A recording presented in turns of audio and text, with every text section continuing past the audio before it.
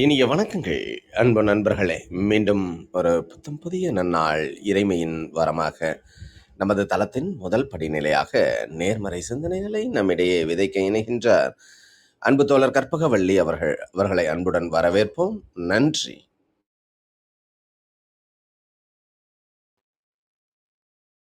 தோழர் வாசிக்க ஆரம்பிக்கலாம். நன்றி. அனைவருக்கும் வணக்கம். இப்பிரபஞ்ச வெளியில் நீக்கமற நிறைந்திருக்கும் பரம்பொருளே, உம்மை வணங்குகின்றோம். உந்தன் அளப்பரிய அன்பால் எங்களுக்கு கிடைத்திட்ட பெற்றோர்கள், வழிகாட்டிகள், உற்றார், உறவினர்கள், நண்பர்கள் மற்றும் ஒவ்வொரு உயிருள்ள ஆன்மாக்கள் மற்றும் உயிரற்ற பொருட்களுக்காகவும் மனம் நிறைந்த நன்றி. உந்தன் அபரிமிதமான படைப்பால் இப்பூவுலகு உந்தன் நிறைந்த இயற்கையாலும் நிறை வளங்களாலும் நீடித்த நலங்களாலும் ஆகச் சிறந்த நேர்மறை எண்ணங்களாலும் இவ்வுன்னத உலகிலும் எங்கள் உயிர்த்துடிப்புள்ள உள்ளங்களிலும் நீக்கமற நிறைந்துள்ளது. உந்தன் அளப்பரிய அன்பினாலும் அருளினாலும் ஆசீராலும் நாங்கள் ஒவ்வொருவரும் உயர்ந்த உன்னதமான வாழ்வியல் பயணத்தை நிறைவுடனும் நிம்மதியுடனும் அன்றாடம் மேற்கொண்டு வருகின்றோம், ஆகச் சிறந்த வழிகளில். இதனால் நாங்கள் இச்சமூகத்தின் இன்றியமையாதவர்கள் என்பதையும், சீரிய வழியில் பயணிக்கும் அளவிற்கு ஆக்கப்பூர்வமான வழிகளில் எங்களை அன்றாடம் புதுப்பித்து வருகின்றோம். உந்தன் ஒப்பற்ற வழிநடத்துதலுடன் சிறுதுளி பெருவெள்ளமாகும் என்பதைப் போல் நாங்களும் சிறுக சிறுக சாதனை துளிலை கோர்த்து வருங்கால சரித்திரத்தை ஆக்கப்பூர்வமான முன்னெடுப்புகளால் அலங்கரிக்கும் வரம் தாரும். அனைவருக்கும் நன்றி, அனைத்திற்கும் நன்றி, ஆண்டவனுக்கும் நன்றி. நன்றிங்க அன்பு தோழர். நமது நிகழ்வின் அடுத்த படிநிலையாக நாம் ஒரு நிமிட தியானத்திற்குள் பயணிக்க இருக்கின்றோம். கண்களை மெலிதாக மூடிக்கொள்வோம், கரங்களை கோர்த்துக் கொள்வோம். இப்பிரபஞ்ச பெருவெளியில் உள்ள இறைமைக்கு மனதார நன்றி பகிர கிடைத்த மற்றும் ஒரு அற்புதமான நன்னாள் இது. இப்பொழுது நாம் உச்சரிக்க இருக்கும் ஒவ்வொரு வார்த்தைகளுடன் நன்றி உணர்வினையும் கலந்து இறைமைக்கு சமர்ப்பிப்போம். அன்பின் காணிக்கையாய் இன்றெடுத்து அன்றாடம் அமுதூட்டி அன்பாகவும் கருணையாகவும் மாறிப்போன அன்பு தாய்க்கு மனம் நிறைந்த நன்றி. ஒவ்வொரு நாளையும் ஒவ்வொரு பொழுதையும் உழைப்பாடும் தியாகத்தாலும் குடும்பத்தை நிறைத்து அறிவாகவும் ஆற்றலாகவும் மாறிப்போன அன்பு தந்தைக்கு மனம் நிறைந்த நன்றி. பரிசுத்தமான இயற்கையை பரிசளித்து சென்ற நம் முன்னோர்கள் ஒவ்வொருவருக்கும் மனம் நிறைந்த நன்றி. கற்பித்தல் என்னும் இனிய அனுபவங்கள் வாயிலாக அன்றாட பொழுதுகளை அர்த்தமுள்ளதாக்கும் ஆசிரிய பெருந்தகைகள் ஒவ்வொருவருக்கும் மனம் நிறைந்த நன்றி. இப்பிரபஞ்ச புகு உலகினுள் பயணித்துக் கொண்டிருக்கும், பயணிக்க இருக்கின்ற ஒவ்வொரு உயிருள்ள ஆன்மாக்களுக்கும் மனம் நிறைந்த நன்றி. உயிரற்ற பொருட்களாய் வாழ்வின் உடன் வழித்துணையாய் வாழ்வின் பாதையை என்றென்றும் நிறைக்கும் உயிரற்ற பொருட்களுக்கும் மனம் நிறைந்த நன்றி. இப்பிரபஞ்ச பூவுலகினை தமது பேரன்பாலும் பேரருளாலும் பேராசிராலும் ஆண்டு அரவணைத்து காத்து வரும் அந்த ஆண்டவனுக்கும் நன்றி. இப்பொழுது நமது சுவாசத்தின் ஓசையில் அது பயணிக்கும் பாதைகளில் நாமும் ஒரு நிமிடம் இணைந்து பயணிப்போம். நம் மூச்சின் சுவாசத்தினை சீர்மைப்படுத்தியவர்களாய்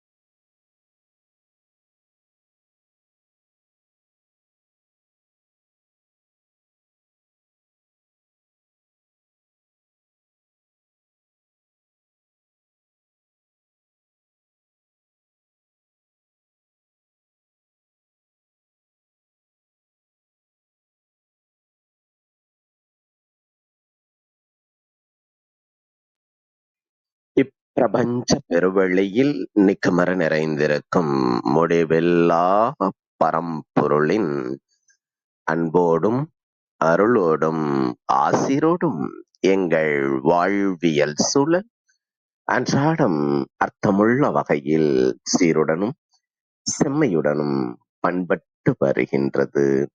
இதனால் இச்சமூகத்தின் சீரிய, சிறந்த முன்மாதிரிகளாக நாங்கள் திகழ்வதோடு நில்லாமல், பல்வேறு சாதனைகளையும், அதன் வாயிலாக சரித்திரங்களையும் படைக்கும் அற்புத படைப்பாளிகளாக பரிணமிப்போம். இறைமைக்கு நன்றி. இனிய வணக்கங்கள் அன்பு நண்பர்களே. மீண்டும் ஒரு புத்தம் புதிய நன்னாள் இறைமையின் வரமாக நமது தளத்தின் 819வது நாள் நிகழ்விற்கு உங்கள் ஒவ்வொருவரையும் அன்புடன் வரவேற்பதில் பெருமகிழ்வு கொள்கின்றோம் நாங்கள். இந்த நாள் உங்களுக்கு ஆக சிறந்த நன்னாளாக அமைந்திடவும், நீங்கள் அடியெடுத்து வைக்கும் ஒவ்வொரு முயற்சிகளும் உங்களுக்கு ஆக சிறந்த வெற்றிகளை பரிசளிக்கவும் அன்பின் வாழ்த்துக்களை பகிர்ந்து கொள்வதில் பெருமகிழ்வு கொள்கின்றோம் நாங்கள். அன்பிற்கினிய நண்பர்களே, இந்த வாரம் முழுக்க நாம் அதும் என்ற அற்புதமான தொகுப்பின் கீழ் நமது சிந்தனைகளை செழுமைப்படுத்தி வருகின்றோம். அதும் என்ற சொல்லுக்கு இன்னும் ஒருபடி நாம் உயர்ந்து நிற்கின்ற ஒரு செயலை குறிக்கின்றது.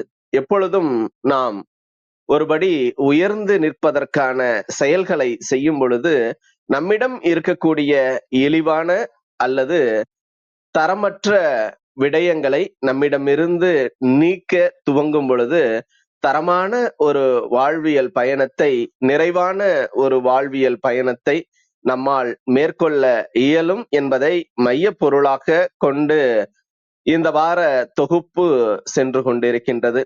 அதற்கு நம்மிடையே வாழ்ந்த நற்சான்றாக, முற்சான்றாக இருந்தவர், இரவா புகழுடையவராக, இன்னும் தமிழ் கூறும் நல்லுலகில் பேசப்படுபவராக இருப்பவர் மகாகவி பாரதி அவர்கள்.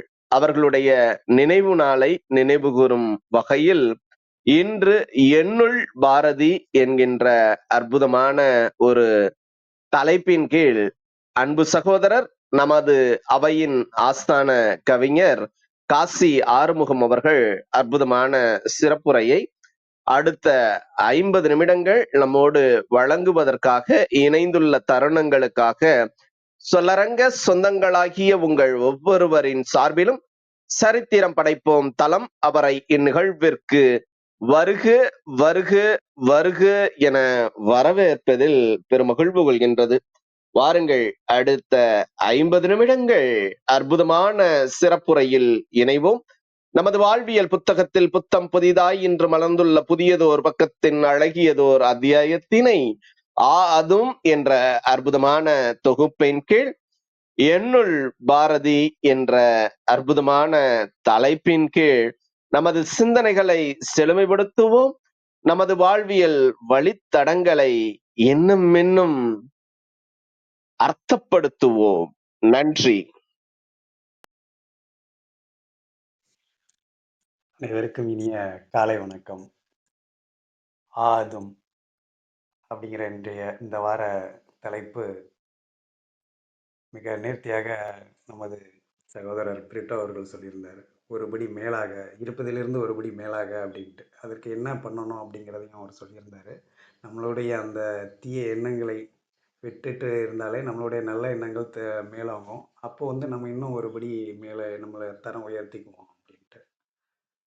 அதேமாரி இன்னைக்கு என்னுடைய தலைப்பு என்னன்னா, எண்ணுள் பாரதி அப்படிங்கிற தலைப்பில் நான் பேச வந்திருக்கிறேன். அதில் பாரதிங்கிறது எனக்குள்ள ஒரு பாரதி இருக்கிறான் அப்படிங்கிறதுக்காக நான் அதை அர்த்தத்தில் சொல்லலை. பாரதி என்பது ஒரு ஆகுபெயராக கொண்டு அந்த பாரதியின் கருத்துக்கள் என்னுள் எப்படி பரிணமித்து கொண்டு அந்த பரிணாம வளர்ச்சி நோக்கி போணுச்சு, இப்போ எந்த நிலைமையில இருக்குது அப்படிங்கிறதுக்கான ஒரு ஆகுபெயராக பாரதி அப்படிங்கிறத வைத்து எண்ணுள் பாரதி அப்படின்ட்டு அந்த தலைப்பை கொடுத்துருந்தேன். அதான் அந்த தலைப்புக்கான பொருள். ஆ அதாவது பாரதி வந்து எல்லோருக்குமே வந்து எப்போ பரிச்சயமாகும்? நம்ம சின்ன வயசுல கேட்க ஆரம்பிச்சுருவோம், பாரதிய பற்றி. ஏன்னா, யாராவது ஒருத்தர் சொல்ல நம்மளுக்கு அந்த பாரதிய பற்றிய எண்ணங்கள் வந்து கடத்தப்படும். எனக்கு அப்படி உள்ள வந்தது எப்பன்னா, நான் அந்த பள்ளி பருவத்துக்கு செல்வதற்கு 1 ஆண்டுக்கு முன்பாகவே அந்த பாரதி பற்றிய ஒரு சில பேச்சுகள் எனது காதில் விழ ஆரம்பித்தது. காரணம் என்னன்னா, அண்ணன், அக்கா எல்லாருமே பள்ளி சென்று படிச்சுட்டு வரும்போது, அந்த பாரதியார் பற்றிய பாடல்கள் அதெல்லாம் படிக்கும்போது, நம்ம பக்கத்துல இருந்து கேட்கறதுனால, ஓ! பாரதியார்ன்னு ஒருத்தர் இருந்திருக்கிறாரு போல. அவரு இந்த மாதிரி அவர பற்றி அப்ப இந்த மாதிரி பாடல்லாம் பாடியிருக்கிறாரு அப்படின்னு அப்பதான் உள்வாங்க ஆரம்பிச்சேன். அதுக்கப்புறம் நானும் வந்து பள்ளிக்கு செல்லணும் அப்படிங்கிற நான் செல்லணும்னு சொல்லி அடம் பிடிச்சு சென்றவன் நான் வந்து. ஏன்னா, எனக்கு அப்ப 6 வயது கூட எட்டல. அப்ப 6 வயதுக்கு மேல போனா தான் பள்ளிக்கு முடியும். நான் 5 வயதிலே வந்து நான் பள்ளிக்கூடம் போனேன். ஏன்னா, அண்ணன், அக்கா எல்லாரும் போறாங்க. அவங்க கூடவே இருந்து பழகியதால எனக்கு வீட்ல இருக்கவும் புடிக்கல. அதனால வந்து அவங்க கூட போணும்னு சொல்லிட்டு ஒரு குஷியில சும்மா போனேன். அப்புறம் போகும்போது தான் அப்பா கூட வந்து பள்ளிக்கூடத்துல சேர்த்துட்டு வந்தாங்க. அது ஒரு விஜயதசமி நாளன்று சேர்த்தாங்க அப்படின்னு அப்பா சொல்லுவாங்க. அப்ப நான் அந்த பள்ளிக்கூடத்துக்கு உள்ள போகும்போது, அங்க தலைவர்களோட ஃபோட்டோ எல்லாம் வச்சிருப்பாங்க. எனக்கு மத்த தலைவர்களோட பாரதிய ரொம்ப பிடிச்சிருச்சு. ஏன்னா, சின்ன வயசுல வந்து நம்மளுடைய எண்ணங்கள் வந்து எப்படி இருக்கும் அப்படின்னா, எத பார்த்தாலுமே வந்து ஒரு அ நம்மளை ஈர்க்கிற ஒரு சக்தி கொண்ட ஒரு ஃபோட்டோ. அதாவது அந்த மீசை வச்சிருக்கணும். ஒரு அந்த உருவம் வந்து நம்மள ஈர்க்கிற மாரி இருந்துச்சுன்னா, நம்மளுக்கு உடனே ஒட்டிக்கும். அதுல வந்து காந்தி இருந்தாரு. அ அ காமராஜர் இருந்தாரு. நேரு இருந்தாங்க. அம்பேத்கர் இருந்தாங்க. ஆ பாரதியும் இருந்தாங்க. இதுல வந்து பார்த்தீங்கன்னா, பாரதி மட்டும் நம்மளுக்கு ஏன் புடிச்சது அப்படிங்கிறது தெரியல. ஏன்னா, அந்த தோற்றம் வந்து நம்மள அப்படி அது போக வந்து அந்த மீசை வந்து முறுக்கு மீசை. அது இயல்பாவே வந்து நம்ம மரபணுக்குள்ளேயே வந்து ஒரு இது இருக்குது. ஆ தமிழருடைய அந்த பாரம்பரியம் தொட்டு எப்படி இருக்கணும் அப்படிங்கிறதுக்கு. அதனால வந்து பாரதி வந்து எளிதில வந்து நம்மள உள்ள வந்துர்றாரு. அந்த 5 பேர்ல வந்து பாரதி மட்டும் நம்மளுக்கு வந்து உடனே எடுத்த உடனே பரிச்சயமாயிறாரு. இவரு தான் வந்து கொஞ்சம் ஒரு வித்தியாசமா இருக்கிறாங்க மத்தவங்களோட அப்படிங்கிறதுக்கு ஒரு இதா பாரதிய உள்ள வாங்கிட்டேன். அதுக்கப்புறம் வந்து பாரதி பற்றிய பாடல்கள் படிக்க ஆரம்பிச்சது வந்து, அ 3ஆம் வகுப்புல வந்து அந்த "ஓடி விளையாடு பாப்பாங்கிற" பாடல் வரும். நம்மளுக்கு என்ன ஒரு எண்ணம்னா, அந்த சின்ன வயசுல வந்து அ எல்லாத்தையும் முன்கூட்டியே நம்ம தெரிஞ்சுட்டு போய் நல்ல பேர் வாங்கணும் அப்படிங்கிற ஒரு பழக்கம் வந்து இருந்தது. அதனால வந்து அந்த "ஓடி விளையாடு பாப்பா" அப்படிங்கிற பாடல் வந்து அந்த இதுல வந்துரும். அப்போ வரும்போது வந்து, அந்த பாடல முன்னாடியே பாடிட்டு போயிட்டு, அ நம்ம சார்ட்ட போயிட்டு நல்ல பேர் வாங்கணும் அப்படின்னு சொல்லிட்டு, அந்த பாடல முன்னாடியே மனனம் செய்து கொஞ்சம் வரிகள பாடுவேன். அப்போ ஒரு சில பொருள்லாம் வந்து நம்மளுக்கு தெரியாது. "ஓடி விளையாடு பாப்பா, நீ ஓய்ந்திருக்கல் ஆகாது பாப்பா, கூடி விளையாடு பாப்பா, ஒரு குழந்தையை வையாதே பாப்பா" அப்படிங்கிற இது மட்டும் தான் நமக்கு தெரியும். ஆனா அது எப்படி இது என்ன சொல்ல வர்றாரு அப்படிங்கிறத கருத்துக்கள் நம்மளுக்கு அப்ப தெரியல. இருந்தாலும் வந்து நம்மளா ஒரு கருத்த நெனச்சுக்கிட்டு போயிட்டு, அங்க போய் சொல்றது. அப்போ நான் தவறா வந்து ஒரு சில நேரம் சொல்லிருவேன். அந்த "ஓடி விளையாடு பாப்பா, ஓய்ந்திருக்கல் ஆகாது பாப்பான்னு" சொல்லும்போது, அ இந்த குழந்தையை வையாதே அப்டின்னா, அதுக்கு வையாதேங்கிறதுக்கு ஒரு குழந்தைய வச்சுட்டு நம்ம விளையாடக்கூடாது அப்டிங்கிறது பொருளோ அப்டின்னு நெனைக்கிற மாரி சொல்ல, அத வந்து "அப்படி இல்ல, அது இந்த மாதிரி" அப்டின்னு சொல்லி ஆசிரியர் வந்து திருத்துனாரு. அதுதான் வந்து எனக்கு ஞாபகம் வருது. அது வந்து திட்டுறத தான்ப்பா அப்டி சொல்றாங்க அப்டின்னு சொல்லிட்டு, அதுக்கப்புறம் நான் உள்வாங்கிக்கிட்டேன். இப்படி வந்து ஆரம்பத்துல இருந்தது. அதுக்கப்புறம் வந்து அ அங்கே நான் படிச்ச ஸ்கூல்ல தான் அண்ணனும் படிச்சிருந்தாரு. அவருக்கு வந்து சிறந்த மாணவனுக்கான விருது குடுக்குறாங்க. சிறந்த மாணவனா தேர்ந்தெடுத்து. காரணம் என்னன்னா, அண்ணன் வந்து எப்படின்னா, அந்த பள்ளியோட பேர் வெளியில தெரியறதுக்கு ஒரு முக்கிய காரணமா இருந்தாங்க. எங்க ஊர் வந்து அ எங்க ஊருக்கு அருகிலே சுத்தமல்லிங்கிற கிராமத்தில தான் அந்த பள்ளி இருந்தது. நடுநிலைப் பள்ளி. அப்போ வந்து அங்க இலக்கிய விழாக்கள் அதிகமா நடக்கும். அ விவேகானந்த கேந்திரம் அப்படின்னு சொல்லிட்டு கன்னியாகுமரியில இருக்கும். அங்க இலக்கிய விழாக்கள் நடக்கும்.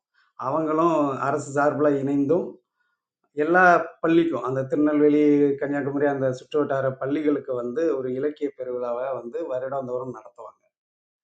அப்போ வந்து இவரு 6ஆம் வகுப்புல இருந்தே தொடர்ந்து பல பரிசுகளை வாங்கிட்டு, 3வது சுற்றுக்கும் போயிட்டு அங்கேயும் பரிசுகள் வாங்குறாரு. 8ஆம் வகுப்பு வரும்போது அங்கேயும் பரிசுகள வாங்கி, அப்போ இந்த பள்ளியோட பெயர் வந்து அந்த நாளிதழ்லாம் வெளியில வர்றது.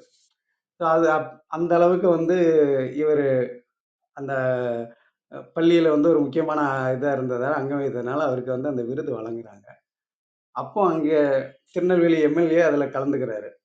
அப்போ அவர் குடுத்த ஒரு புத்தகம் தான் அந்த பரிசு புத்தகம் வந்து பாரதியார் கவிதைகள் அப்படிங்கிற அந்த புத்தகம். பாரதியாரோட ஒட்டுமொத்த கவிதைகளையும் தொகுத்து ஒரு சின்ன புத்தகமா, அ அது பார்க்கவே நல்லா இருக்கும். நம்மளுடைய சங்ககால அக வாழ்க்கையை பிரதிபலிக்கிற வண்ணம் அந்த அட்டைப்படம் இருக்கும். வானதி பதிப்பகம்னு நெனைக்கிறேன். அந்த வானதி பதிப்பகம் மூலமாக அந்த பாரதியார் கவிதைகள் அப்படிங்கிற புத்தகம் வந்து அவருக்கு வந்து பரிசா கிடைக்குது. அந்த புத்தகத்துல வந்து விலை வந்து பார்த்தீங்கன்னா, ரூ. 12 போட்டிருக்கும். அந்த புத்தகம் அவர் கிடைக்கும்போது, அதை வீட்டுக்கு வரும்போது அப்ப புரட்டி பார்த்தது பாரதியாருடைய ஒரு சில கவிதைகள் வந்து நம்மளுக்கு ரொம்ப சும்மா வாசிச்சு பார்க்கும்போதே, நமக்கு அது உள்ள நல்ல ஒரு அ கருத்துக்கள் மிக்க கவிதைகளாக தெரிஞ்சது. காரணம் என்னன்னா, அப்போ வந்து நம்மளுக்கு ஆசிரியர்கள் எல்லாமே என்ன எத பத்தி மிகவும் நம்ம தெரிஞ்சுக்கிறது என்னன்னா, அந்த தேசத்தோட நலன் பத்தி அதெல்லாம் அவங்க சொல்லுவாங்க. சின்ன சின்ன தலைவர்கள பத்தி சின்ன சின்ன பாடங்கள் வரும். அப்போ வந்து இந்த ஒவ்வொரு தலைவர்கள், இந்த நாட்டுக்கு போராட்டம் பத்தி அப்படிங்கிறப்போ நம்மளுக்கு தேசப்பற்று அதிகமா இயல்பிலே சின்ன குழந்தைகள வரும். அப்போ அந்த பாடலையும் பாரதியார் பாடல்கள் அதையும் பார்க்கும்போது நம்மளுக்கு ஒரு தேசப்பற்று மிக்க வரிகள் அதிகமா இருந்துச்சு. அந்த மாதிரி வரிகள்லாம் வந்துட்டு அது உள்வாங்க ஆரம்பிச்சோம் அந்த காலத்துல. இது வந்து நம்மளுக்கு அடுத்த கட்டமா அந்த புத்தகத்துல உள்ள அந்த பாடல்கள் அதெல்லாம் வந்து நம்ம படிக்க அந்த தேசப்பற்றெல்லாம் நம்மளுக்கு அதிகமாயிடுச்சு. அது "ஒன்றுபட்டால் உண்டு வாழ்வு, நம்மில் ஒற்றுமை நீங்கில் அனைவருக்கும் தாழ்வு" அப்படிங்கிற அந்த பாடல். அது அந்த மாரி பாடல்லாம் நல்லாருக்கும். நம்ம தேச ஒற்றுமைய பத்தி எப்படி இருக்கும் அப்படின்ட்டு. அப்புறம் "பாருக்குள்ளே நல்ல நாடு எங்கள் பாரத நாடு" அப்படிங்கிற ஒரு பாடல். அதேபோல "பாரத தேசம் என்று பெயர் சொல்லுவார், மீறி பயங்கொள்ளுவார், துயர் பகை வெல்லுவார்" அப்படிங்கிற பாடல். இதெல்லாம் வந்து வரிசையா அந்த பாரத நாடு அப்படின்னு போட்டு தொகுக்கப்பட்டிருக்கும். இதுல வந்து ஆச்சரியப்பட வைத்த விஷயம் என்னன்னா, அந்த பொருளாதாரம் பற்றி அழகா சொல்லியிருப்பாரு. பாரதியார் வந்து அந்த "சிந்து நதியின் மிசை நிலவினிலே சேரத்து நன்னாட்டிலம் பெண்களுடனேன்ட்டு வரும் அந்த வரிகள்ல, நம்ம இந்தியாவோட வளங்கள் எப்படி இருக்கு? அந்த வளங்கள வைத்து நாம எப்படி நம் பொருளாதாரத்த பெருக்கணும்? நம்ம தொழில்நுட்பம் எப்படி இருக்கணும்? இதெல்லாம் ஒரு தீர்க்க தரிசனமா அத சொல்லியிருப்பாரு. அதெல்லாம் நம்மளுக்கு நினைக்கும்போது, இன்றைய காலகட்டத்தில படிக்கும்போது, அப்ப எப்படி இத யோசிச்சு சொன்னாரு அப்படின்ட்டு. நம்மளுடைய வளங்களை எடுத்து நம்ம எத அ பிற நாட்டினர்கள் கொடுத்து அங்கேருந்து எத வாங்கிக்கணும் அப்படிங்கிற அந்த பண்ட மாற்று வணிகம். அதேபோல நதிநீர் இணைப்பு பத்தி சொல்லியிருப்பாரு. "கங்கையில் ஓடி வரும் நீரின் மிகையால் மையத்து நாடுகளில் பயிர் செய்வோம்" அப்படின்னு நதிநீர் இணைப்பு பத்தி சொல்லியிருப்பாரு. காஞ்சி நகரில் பேசுவோருடைய அந்த பேசும் புலவர் பெருமக்களுக்கு அ காசியில பேசுகிற புலவர் பெருமக்களுடைய கருத்துக்கள் காஞ்சி நகரிலே இருக்கிறவர்கள் கேட்கும் அளவுக்கு வந்து நாம வந்து ஒரு கருவி செய்வோம் அப்படின்னு சொல்லியிருப்பாரு. இதெல்லாம் கேட்கும்போது இன்றைய காலகட்டத்தில அதெல்லாம் நடந்துகிட்டே வருது. அப்போ இதெல்லாம் நம்மளுக்கு ஒரு பிரமிப்பு ஊட்டுற வகையில அப்போ படிக்கும்போது இந்த அளவுக்குலாம் பண்ணணும்னு சொல்லியிருக்கிறாரு அப்படின்னு அது தோணுச்சு. அவரு சாதாரணமா வந்து ஒரு நம்மளுக்கு ஒரு தேசப்பற்று ஊட்டுற மாரி சொல்லிறலாம். ஆனா அந்த தேசம் விடுதலை அடைந்த பின்பு எப்படி இருக்க வேண்டும் அப்படிங்கிறதையும் ஒரு முன் முன்னமாகவே சொன்னவர் வந்து பாரதியார் தான். எப்படி வந்து திருக்குறள் நம்மளுக்கு முக்காலத்துக்கும் பொருந்துமோ, அந்த மாரி கருத்துக்கள் வந்து பாரதியார் கவிதைகள்லயும் இருக்கு அப்படிங்கிறதுக்கு இதுவும் ஒரு உதாரணமாக இருந்துச்சு. இப்படி அந்த பாரத நாட்ட பத்தி, அப்புறம் அந்த தேசத்த பத்தி நம்மளுக்கு வந்து அதிகமாக அந்த பாரதியார் கவிதைகள் மூலமா தான் நான் உள்வாங்கிக்கிட்டேன். அதேபோல வந்து அதே விவேகானந்த கேந்திரம் மூலமாக நடக்கின்ற இலக்கிய விழாக்கள் வந்து எனக்கும் வந்து பல வாய்ப்புகள் கிடைச்சது. அதுல பங்கு பெறுவதற்காக. அப்போ வந்து என்னன்னா, இதே பாரதியார் பாடல்கள், ஒரு சில பாடல்கள வந்து தேர்ந்தெடுத்து படிக்கணும். நான் அப்போ வந்துட்டு அந்த 3ஆம் வகுப்பு, 4ஆம் வகுப்பு அந்த நேரத்துல வந்து ஒரு சில பாடல்கள் வந்து அதுதான் எளிதில இருக்கும் பாடல்கள் தான். பேச்சு போட்டி அதெல்லாம் அப்போ வந்து நம்மளுக்கு வரல. அதனால பாடல்கள் பாடணும் அப்படின்னு சொல்லிட்டு, அங்கே உள்ள மாணவர்கள்ல ஒரு சில பேர அனுப்புவாங்க. அதுல நானும் போயிருந்தேன். எனக்கு வந்து ஒரு பாடல் தலைப்பு என்னன்னா, கண்ண கண்ணபெருமான் பத்தி ஒரு பாடல். "காயிலே புளிப்பதென்ன கண்ணபெருமானே! நீ கனியிலே இனிப்பதென்ன கண்ணபெருமானே! நோயிலே துயில்வதென்ன கண்ணபெருமானே நீ நோன்பிலே துளிர்ப்பதென்ன கண்ணபெருமானே அப்படின்ட்டு ஒரு பாடல். அதை வந்து நான் வந்து மனனம் செய்து அதை அவங்க முன்னாடி வந்து பாடி காட்டணும் அப்படின்னு சொல்லிட்டு அந்த பாடலை தான் முதல்ல நான் மனனம் செய்து பாடுறேன். இது விவேகானந்த கேந்திரத்தில் பாடும்போது இதுக்கு எனக்கு பரிசு கிடைக்கல. அதனால வந்து எனக்கு கொஞ்சம் அந்த சின்ன வயசுல வந்து நம்மளுக்கு வந்து கிடைக்கல அப்படின்னதும் கொஞ்சம் விரக்தி இருக்கும். அப்போ அடுத்த தடவை நம்ம எப்படியாவது பரிசு வாங்கிடணும் அப்படின்னு சொல்லிட்டு இருந்தோம். அதுக்கப்புறம் தான் வந்து இன்னொரு பாடல் அதுக்கு அடுத்த வருடமே எந்தையும் தாயும் மகிழ்ந்து குழாவி இருந்தது மின்னாடே அப்படிங்கிற அந்த பாடல் வந்து மனனம் செய்து அங்க போய் பாடி பரிசு வென்றேன். அது எனக்கு கொஞ்சம் ஊக்கத்தை கொடுத்துச்சு. அதுக்கு அதே இதுல வந்து ஒளிபடைத்த கண்ணினாய் வா வா வா அப்படிங்கிற அந்த பாடலும் வந்து பாடி அது வந்து ஒப்புவித்தல் மாதிரி பாடணும், கொஞ்சம் அதுல துடிப்போட பாடணும்னு சொல்லி என்னுடைய ஆசிரியர் சொல்லியிருந்தாரு.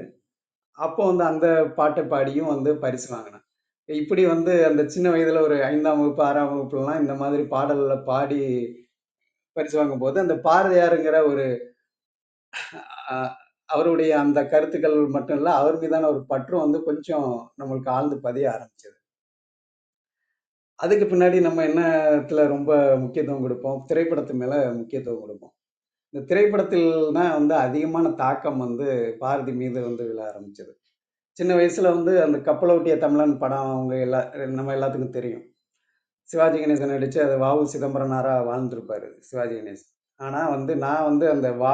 சிதம்பரனார்ல உள்ள சிவாஜிய விட, அந்த படத்துல வர்ற பாரதி வந்து எனக்கு ரொம்ப மனசுக்குள்ள அந்த வ.உ.சிய விட பாரதி நமக்கு மனசுக்குள்ள ரொம்ப இதா வந்துட்டாரு. காரணம் என்னன்னா, அதுல அவருடைய நடிப்பு வந்து அருமையா இருக்கும். எப்பவுமே வந்து பாரதினாலே ஒரு மிடுக்குட வரணும் அப்படின்னு சொல்லி அதே மாதிரியே வருவாரு. படத்துல அந்த பாரதியார் பாத்திரம் தாங்கி நடித்தவர். அவர் எஸ்.வி. சுப்பையா அப்படிங்கிற நடிகர். அவரு அந்த செங்கோட்டையை சேர்ந்தவர் தான்.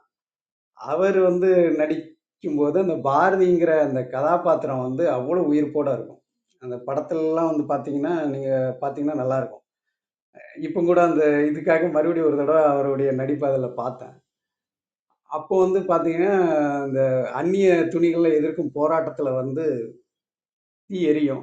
அந்த தீ எரியும்போது, அந்த துணியெல்லாம் எரிச்சுட்டு இருக்கும்போது, தீய மறைச்சுட்டு டக்குனு பாரதியாரோட உருவம் வரும். அப்போ வந்து அந்த கண்கள் மட்டும் பார்த்தீங்கன்னா, அப்படி கனல் தெறிக்கிற மாரி இருக்கும் நம்மளுக்கே. அந்த அந்த நெருப்பும், அந்த கண்களும் பார்க்கும்போது, அந்த அளவுக்கு வந்து பாரதியோட கதாபாத்திரத்த உள்வாங்கி எஸ்.வி. சுப்பையா நடிச்சிருப்பாரு. அந்த அளவுக்கு அந்த அந்த படத்திலே வந்து பாரதி நம்மள கவனம் ஈர்த்தார் அப்படின்னு சொல்லலாம். அதோட சேர்த்து இல்லாம, "வந்தே மாதரம் என்போம்" அப்படின்னு ஒரு பாடல் வேற அதுல வரும். அந்த 2யும் சேர்க்கும்போது நம்மளுக்கு இனம் புரியாத ஒரு உணர்ச்சி வந்து கொந்தளிக்கும். இப்ப நம்ம படத்துல பார்த்தே அந்த அந்த உணர்ச்சி வருது அப்படின்னா, அந்த பாடலை எழுதி அந்த மக்களை வந்து எந்த அளவுக்கு வந்து அவர் வந்து தயார்படுத்தியிருப்பாரு, விடுதலை போராட்டத்திற்கு அப்படின்ட்டு அவர் மேல உள்ளான மதிப்பு வந்து நம்மளுக்கு கூடும். அதே மாதிரி வந்து சிவாஜி ஒரு படத்துல வந்து பாடலுக்கு மட்டும் வந்துட்டு போவாரு. நான் ஏற்கனவே சொன்ன அந்த "சிந்து நதியின் இசை நிலவினிலே சேரத்து நன்னாட்டிலம் பெண்களுடனேங்கிற" அந்த பாடல் வந்து பாடிட்டு வரும்போது, அது அதுவும் அந்த பாரதி அப்படிங்கிற ஒரு இது வரும். ஆனா, நான் அது ஒரு 5 நிமிட ஒரு பாடலுக்கு மட்டும் தான் அவரு வேஷம் போட்டிருப்பாரு. இருந்தாலும் அந்த எஸ்.வி. சுப்பையாவின் அந்த பாரதிக்குமான மிடுக்கு அதுல இல்ல.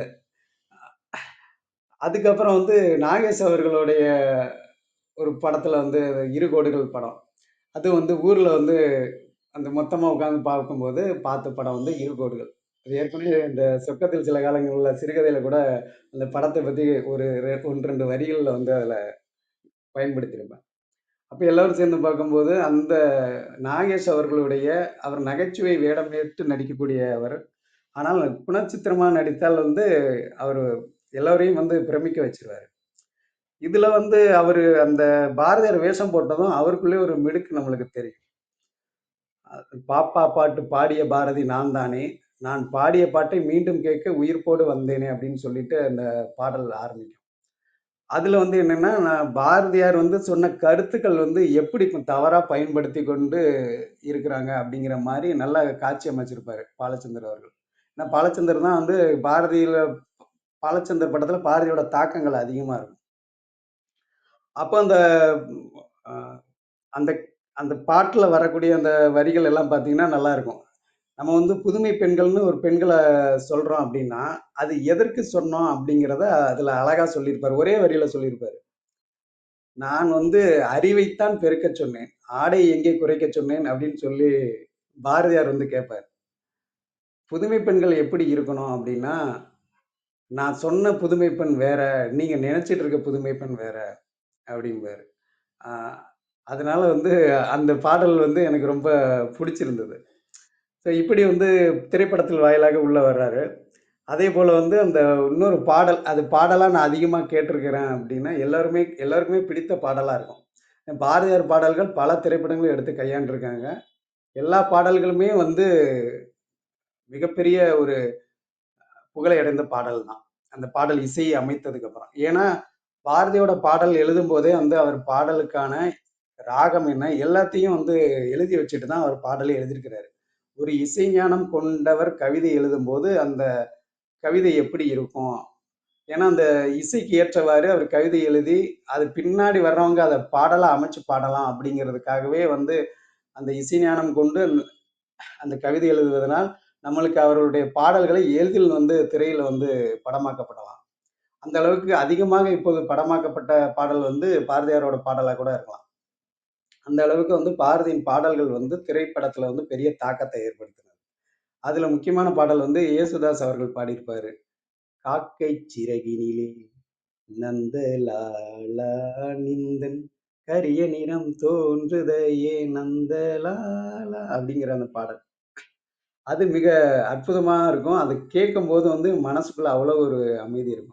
அந்த நந்தலாலா அப்படின்ட்டு அந்த வார்த்தை எனக்கு புதிதாக இருந்தது. அதற்கப்புறம் தான் தெரியுது நந்தலாலா என்பது வந்து அவரு கண்ணபிரான தான் சொல்றாரு அப்படின்ட்டு. ஏன்னா, அவர் படத் அவர் பாடல்கள்லாம் கண்ணன் அதிகமா வருவாங்க. பராசக்தி வருவாங்க. ஈஸ்வரன் அப்படின்னு சொல்லிட்டு அந்த கதாபாத்திரம் வரும். ஆனா இவர்கள் எல்லாமே வந்து என்னன்னா, அவர் ஒரு மதத்தை சார்ந்த கடவுளா காமிச்சிருக்க மாட்டாரு. அவர் இயற்கை தான் தெய்வம். அந்த தெய்வத்தை நான் இவரா பார்க்கிறேன், அவரா பார்க்கிறேன் அப்படிங்கிற மாதிரி தான் பாரதியோட பாடல்கள் எல்லாமே இருக்கும். அந்த அளவுக்கு வந்து பாரதியோட அந்த வரிகள் எல்லாமே இருக்கும். அத பாடலாக்கும்போது நம்மளுக்கு நல்ல ஒரு மனசுல பதிஞ்சிரும். அதே மாதிரி பாலச்சந்தரோட இன்னொரு படம் வந்து மனதில் உறுதி வேண்டும். அதுல சுஹாசினி வந்து நடிச்சிருப்பாங்க. அதுலயும் வந்து பாரதியோட அந்த கருத்துக்கள் வந்து எடுத்தாண்ட ஒரு படம் தான். அதுல அந்த வரக்கூடிய பாடல் வந்து நம்மளுக்கு உள்ள ஒரு உணர்ச்சி பிளம்பா வரும். "மனதில் உறுதி வேண்டும், வாக்கினிலே இனிமை வேண்டும்" அப்படின்னு அந்த டைட்டில் சாங்கு அடிக்கடி அந்த பாட்டு வந்துகிட்டே இருக்கும். இதெல்லாம் வந்து பார்த்தீங்கன்னா, நம்ம பாரதிய பற்றிய ஒரு கருத்துக்களை வந்து இன்னும் கொஞ்சம் ஆழமாக அந்த திரைப்படத்து மூலமா பதிந்தது. அதேபோல வந்து மகாநதிங்கிற திரைப்படத்துல வந்து கமலஹாசன் அவர்களுடைய அந்த வசனம் வரும். "தேடிச் சோறு நிதம் தின்று" அப்படிங்கிற அந்த வரிகள். எல்லோருக்குமே அது பரிச்சயமான வரிகள். பாரதி என்றாலே வந்து அந்த வரிகள் வந்து எல்லோருமே தெரிஞ்சது. அதுல வந்து "நான் வீழ்வேன் என்று நினைத்தாயோ" அப்படின்னு இறுதியில அவர் சொல்லுவாரு. இப்ப அந்த "வீழ்வேன் என்று நினைத்தாயோ" அப்படிங்கிறது மனசுக்குள்ள ரொம்ப பதிஞ்சிடுச்சு அந்த காலத்துல. நான் 2002ல வந்து டைரியில என்னுடைய அந்த நாட்குறிப்பேட்டுல முதல்ல எழுதின அந்த வாசகம் வந்து "நான் வீழ்வேன் என்று நினைத்தாயோ" அப்படின்னு எழுதி, அப்புறம் தான் வந்து அந்த கவிதைகள் எழுத ஆரம்பிச்சேன். அது வந்து 2002ல வந்து அந்த டைரியில எழுதி அப்படி எழுத ஆரம்பிச்சது தான். இப்போ வந்து அந்த கானத்துவையல்ங்கிற அந்த கவிதை தொகுப்புல வந்து பல கவிதைகள் வந்து அதிலிருந்து தான் எடுத்து எழுதினது. இன்னும் ஒரு சில கவிதைகள் அதுல இருந்தது. அத நான் அந்த நேரத்துல நம்ம வேற ஒரு எண்ணத்துல எழுதியிருப்போம். அதனால அத பிரசுரிக்கிறதுக்கு நம்மளுக்கு கொஞ்சம் ஒரு தயக்கம் இருக்குது. இப்படி வந்து பாரதி வந்து நமக்குள்ள வர்றாரு அந்த காலகட்டத்துல. அதுக்கப்புறம் என்ன பிரமிக்க வச்சது வந்து, அதே திரைப்படத்துல வந்து பாரதி அப்படிங்கிற திரைப்படத்த அவர் வாழ்க்கை வரலாற்றே அப்படி எடுத்தாங்க. இதுவரைக்கும் பார்த்தத விட வந்து அந்த திரைப்படத்துல பார்க்கும்போது, அந்த பாத்திரத்தை ஏற்று நடித்த நடிகர் வந்து பிற மொழியாளர். அவருக்கு தமிழ் மொழி தெரியாது. ஆனா, அவர் எப்படி பாரதிய உள்வாங்கினாரு. இன்னும் வந்து இவ்வளோ பேர் வந்து தமிழ் தெரிஞ்சவங்க. இவங்க பாரதிய கொண்டு வரதுல ஒரு பிரச்சனையும் இல்ல. பாரதியார் என்னன்னு சின்ன வயசுலேருந்து கேட்டு வளர்ந்துருப்பாங்க. ஆனா, சயாஜி சிண்டேங்கிற அந்த கலைஞன் வந்து எப்படி பாரதிய எப்படி உள்வாங்குனாரு? ரொம்ப ஆச்சரியமா இருக்கும். அதுல வந்து பாரதின்னா இப்படிதான் இருப்பாரு அப்படிங்கிறது அந்த படம் முழுக்க வரும்போது நம்மளுக்கே தெரியும். எந்த அளவுக்கு அவரு ஒரு கொள்கை பிடிப்பான ஒரு மனிதனா வாழ்ந்திருக்கிறாரு அப்படிங்கிறத நம்ம கண் முன்னாடியே கொண்டு வந்து காமிச்சிருப்பாரு சயாஜி சிண்டே. அந்த படத்தை பார்க்கும்போது தான் பாரதிக்கு மீது உண்டான மதிப்பு வந்து ரொம்ப அதிகமாகுது. அந்த படத்துல அவர் எடுத்துக்கிட்ட அந்த கதாபாத்திரத்துல பாரதிங்கிறவன் வந்து ஒவ்வொரு காலகட்டத்திலும் எப்படி இருந்தான் அப்படிங்கிறத நல்லா காமிச்சிருப்பாங்க.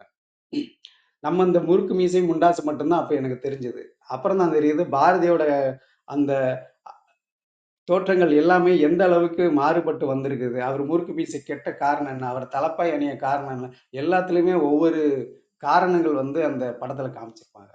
இதனால தான் நான் தலப்பா அணிஞ்சேன். இதனால தான் நான் வந்து முறுக்கு மீசை வச்சேன். பூணூல வந்து அறுத்து எரிஞ்சது. இதெல்லாம் வந்து படத்துல வந்து வைக்கும்போது ஏகப்பட்ட சிக்கல் வந்துரும்.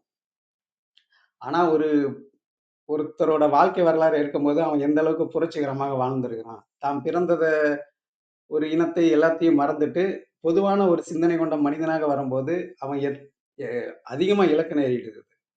ஒரு சமூகத்துல வந்து அத ஏத்துக்க மாட்டாங்க. ஒரு கூட்டமா வாழ்கிற ஒரு இனத்துல இருந்து, அப்போ அவன ஒதுக்கி வைக்கிற ஒரு சூழல் வரக்கூடிய நேரம் வருது. அதக்கூட அவன் வந்து பொறுத்துக்காம, ஒரு பொது உடைமைவாதியா அந்த நேரத்துல வந்து தன்னை காமிச்சுக்கிட்டு, அதெல்லாம் பண்றாரு அப்படிங்கிறப்போ, உண்மையிலே அந்த படத்த பார்க்கும்போது, அதிகமான ஒரு உணர்வுபூர்வமான ஒரு படமாக அது இருக்கும். அதுல வர பாடல்கள் எல்லாமே வந்து பார்த்தீங்கன்னா, இளையராஜா அவர்கள் இசையமைப்புல, அந்த பாடல்கள் எல்லாமே அற்புதமா இருக்கும். நான் சொன்ன மாதிரி அந்த பாடல்கள் எல்லாமே அவரே வந்து ராகங்கள் எல்லாம் எழுதிறதுனால எல்லாருக்குமே ஈஸியா இருக்கும். அதுவும் இளையராஜா போடுறாரு அப்படின்னா, அந்த பாடல் எந்த அளவுக்கு நமக்கு தாக்கத்த ஏற்படுத்தும் அப்படின்னா, அந்த பாடலை கேட்க கேட்க அனைத்து பாடல்களுமே நம்மளுக்கு வந்து மனனமாயிருக்கும். ஒவ்வொரு முறையும் நான் அந்த பாடத்த பார்க்கும்போது, அந்த பாடல்களுக்காகவே பார்ப்பேன் அதிகமா. சமீபத்தில் கூட வந்து எனக்கு வந்து அந்த படத்த ஏன் பார்த்தேன்னா, பையன் வந்து கா ஒரு போட்டியில வந்து பாரதியார் வேஷம் போடணும், மாறுவேட போட்டி அப்படிங்கிறதுக்கு போது, பாரதியார பத்தி இவன் தெரிஞ்சுக்கணும் அப்படிங்கிறதுக்காக அந்த படத்த மறுபடியும் எல்லாரும் சேர்ந்து பார்த்தோம் குடும்பத்தோட. அப்ப இவர் தான்டா பாரதியாரு, இப்படிதான் வாழ்ந்தாரு அப்படின்னு சொல்லிட்டு, பையன்ட்ட அந்த YouTubeல அந்த படத்த காமிச்சேன். அப்போ அவன் பையன்கிட்ட இது பண்ண உடனே அவனுக்கே உண்டான ஒரு இது வந்துடுச்சு. பாரதியார்னா இப்படிதான் இருப்பாரு அப்படின்ட்டு. அவரு என்னப்பா பண்ணாரு? எல்லாம் கேட்க, கேட்க, கேட்க நம்ம பதில் சொல்றத விட நீ படமா பாரு அப்படின்னு சொல்லிட்டு, அந்த படத்தையும் போட்டு காமிச்சேன். அந்த அளவுக்கு அந்த திரைப்படம் வந்து ரொம்ப தாக்கத்த ஏற்படுச்சு. அதுல பாடல்கள் எல்லாமே வந்து எனக்கு அ படித்து மனனம் செய்தத விட, கேட்டு, கேட்டு மனனம் செய்தது உண்டு. அதுவும் அந்த "நிற்பதுவே நடப்பதுவே" பாடல் வந்து ஹரிஸ் ராகவேந்திரா பாடியிருப்பாரு. அந்த பாடல் வந்து எனக்கு அவ்வளவு பிடிக்க ஆரம்பிச்சது அந்த காலகட்டத்தில. எங்க போனாலும் அந்த பாடல முணுமுணுக்க ஆரம்பிச்சுட்டேன். அ அப்போ வந்து இந்த ஆடு மேய்ச்சிட்டு இருக்கும்போது தான். அந்த கல்லூரி நேரத்தில தான் வந்தது. 2000த்துல அந்த படம் வந்திருக்கும். அப்பலாம் வந்து என்னுடைய பிரதான இது வந்து படிப்பு. படிப்ப விட்டா ஆட்ட பத்திட்டு போயிருவேன். மேய்ச்சல் காட்டுக்கு. அப்போ போகும்போது தனியா இருக்கும்போதெல்லாம் இந்த பாடல பாடி பார்த்துருக்கிறேன். நானும் ஒரு பாரதி தான் அப்படிங்கிற மாதிரி. நிற்பதுவே, நடப்பதுவே, பறப்பதுவே, நீங்கள் எல்லாம் சொப்பனம் தானோ, பல தோற்ற மயக்கங்களோ, சொப்பனம் தானோ, பல தோற்ற மயக்கங்களோ, கற்பதுவே, கேட்பதுவே, கருதுவதே, நீங்கள் எல்லாம் அற்ப மாயைகளோ, உன்னுள் ஆழ்ந்த பொருள் இல்லையோ அப்படின்ட்டு அந்த பாடல். அதுக்கப்புறம் வந்து ஒரு மியூசிக் வரும். அதையும் சேர்த்து வாயிலே போட்டுறது. இப்படிலாம் அந்த பாரதி வந்து நமக்குள்ள வந்துடுறாங்க. இப்படிதான் அந்த படத்து மூலமாவும் பாரதி நமக்கு கடத்தப்படுறாங்க. அப்போ என் பாரதி மேல ஒரு பற்றுதல் வர ஆரம்பிக்கிறது. அதோட மட்டும் இல்லாம நம்மளுடைய அடுத்த கட்ட பரிணாமம் எத நோக்கி போகுதுன்னா, அவருடைய அந்த ஆன்மீகம் அப்படிங்கிறது. அவர் மெய்யியலை பத்தி அழகாக சொல்லியிருப்பாரு. எந்த இடத்துலயுமே வந்து அவர் வந்து சக்தி அப்படின்னு சொல்லியிருந்தா கூட, அவர் வந்து என்ன கேட்டிருக்கிறாங்க, "காணி நிலம் வேண்டும் பராசக்தி" அப்படின்னு தான் அவர் வேண்டுதல் இருக்கிறது. எனக்கு வந்து அதத்தான், இதத்தான் அப்படின்னு சொல்றத விட, காணி நிலம் வேண்டும். அங்கே ஒரு எப்படிலாம் இருக்கணும் அப்படிங்கிறத அவர் வேண்டுதல் வைக்கிறாரு. அதேபோல வந்து இன்னொரு கவிதையில என்ன சொல்றாரு, "சொல்லடி சிவசக்தி என்னை சுடர்மிகு அறிவுடன் படைத்து விட்டாய்" அப்படின்னு சொல்லி, "எதுக்கு படைச்ச? என்ன இவ்வளோ அறிவாளியா?" அப்படின்னு சொல்லி ஒரு திட்டுறதாக இருக்கட்டும். இதெல்லாம் வந்து பாரதியால தான் முடியும் அப்படிங்கிற மாதிரி இருக்கும். அதேபோல வந்து அவரு இயற்கையை வந்து தான் தெய்வமா கொண்டு வர்றாரு. எல்லோருடைய வடிவங்களும் இந்த சக்தி, கண்ணன் அவர்கள் எல்லோருடைய வடிவங்களும் வந்து இயற்கையை பின்பற்றி தான் அவர் வந்து சொல்றாரு. அதே மாரி விநாயகர் நான்மணி மாலைங்கிற ஒரு பாடலும் அவர் எழுதியிருக்கிறாரு. அதுலயும் முழுக்க முழுக்க பார்த்தீங்கன்னா, விநாயகரை பத்தி வர்றத விட, அவரு எதன் உருவமா விநாயகர பார்க்கிறாரு அப்படிங்கிறதையும் சொல்லியிருப்பாரு. இங்க வந்து உயிர்கள் எல்லாம் தெய்வம், உணர்வின் பிறப்பிடம் தெய்வம் அப்படின்னு சொல்லிட்டு அப்படியே வரும். பயிலும் வகை மட்டுமின்றி இங்கு பார்க்கும் பொருளெல்லாம் தெய்வம். இயலுகின்ற ஜடப்பொருள் தெய்வம், எழுதுகோல் தெய்வம், என் எழுத்தும் தெய்வம் அப்படிம்பாரு. அப்போ நம்ம சொல்லுவோம் கடவுள் எதுல இருக்காருன்னா, தூசியிலும் இருப்பாரு, துரும்புலயும் இருப்பாரு அப்படிம்போம். அது உண்மைதான். ஏன்னா இங்க உள்ள எல்லாமே வந்து கடவுள். நமக்கு வந்து ஒரு உதவி செய்கிற எல்லாமே இங்க கடவுளாக தான் பார்க்கப்படுகிறது. நம்ம சரித்திரம் படைப்போம் அந்த இதில ஆரம்பிக்கும் போதே சொல்லுவாங்க, உயிருள்ள பொருட்கள் மட்டுமின்றி உயிரற்ற பொருட்களுக்கும் நன்றி அப்படின்னு சொல்லி, நம்ம எல்லாத்துக்குமே நன்றி தெரிவிக்கிறோம். காரணம் என்னன்னா, இத தான் பாரதியாரும் சொல்றாரு. எல்லாமே தெய்வம் தான். அது அதனால வந்து எல்லாத்தையுமே நம்ம மதிக்க கற்றுக்கணும் அப்படிங்கிறதுக்காக, அவருடைய அந்த மெய்யியல் கோட்பாடு வந்து ரொம்ப அருமையா இருக்கும். அதேபோல அவர் வந்து மனிதனை மட்டும் ஒரு இதா பார்க்கல. எப்படி வந்து பிறப்புக்கும் எல்லா உயிருக்கும்னு திருவள்ளுவர் சொல்றாரோ, அதே போல வந்து இவர் என்ன சொல்றாரு, "காக்கை குருவி எங்கள் ஜாதி, நீள் கடலும் மலையும் எங்கள் கூட்டம். நோக்கும் திசையெல்லாம் நீயன்றி நோக்க நோக்க களியாட்டம்" அப்படின்னு சொல்லி அந்த வரிகள்.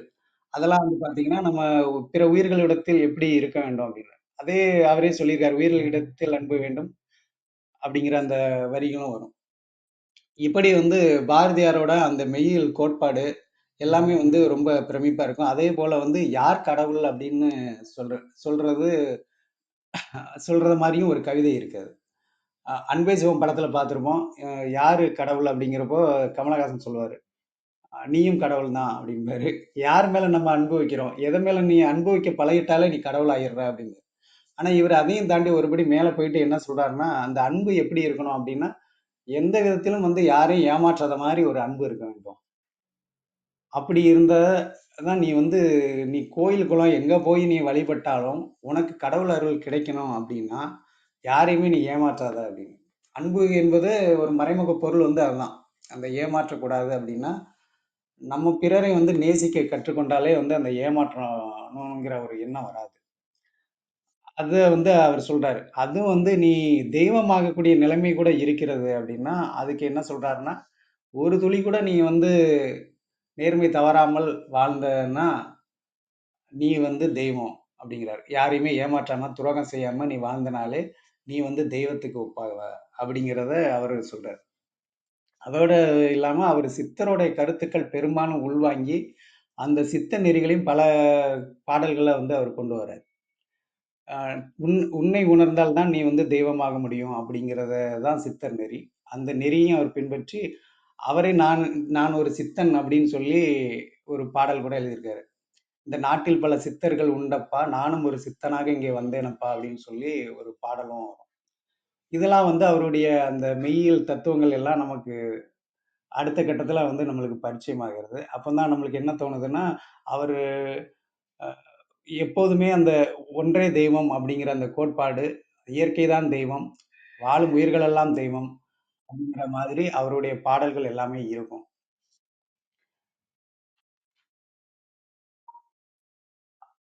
அதேபோல அடுத்ததாக நமக்கு ஒரு காலகட்டத்திற்கு மேல நம்ம தமிழ் மீதான பற்றுகள் வந்து அதிகமா வரும். ஏன்னா கிட்டத்தட்ட இந்த தேசப்பற்று அப்படிங்கிற ஒரு இதை தாண்டி அடுத்த படிநிலையாக அது வர்றதுக்கு காரணம் வந்து, இங்க நடந்த ஒரு அரசியல் சூழ்நிலையால நமக்கு வந்து தமிழ் மீதான ஒரு ஆர்வம் வந்து அதிகமாகுது.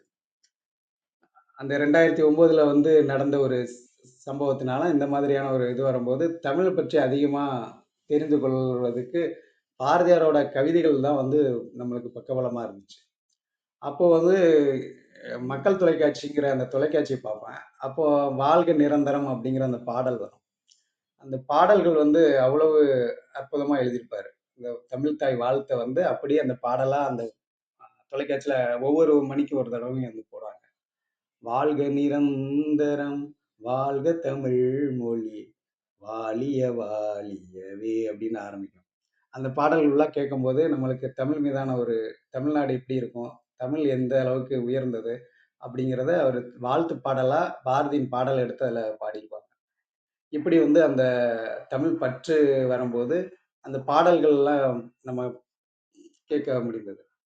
அப்போ இவருடைய பாரதியோட ஒரு பாடல் வந்து அந்த இதுலயே வந்து போட்டு காமிச்சது உண்டு.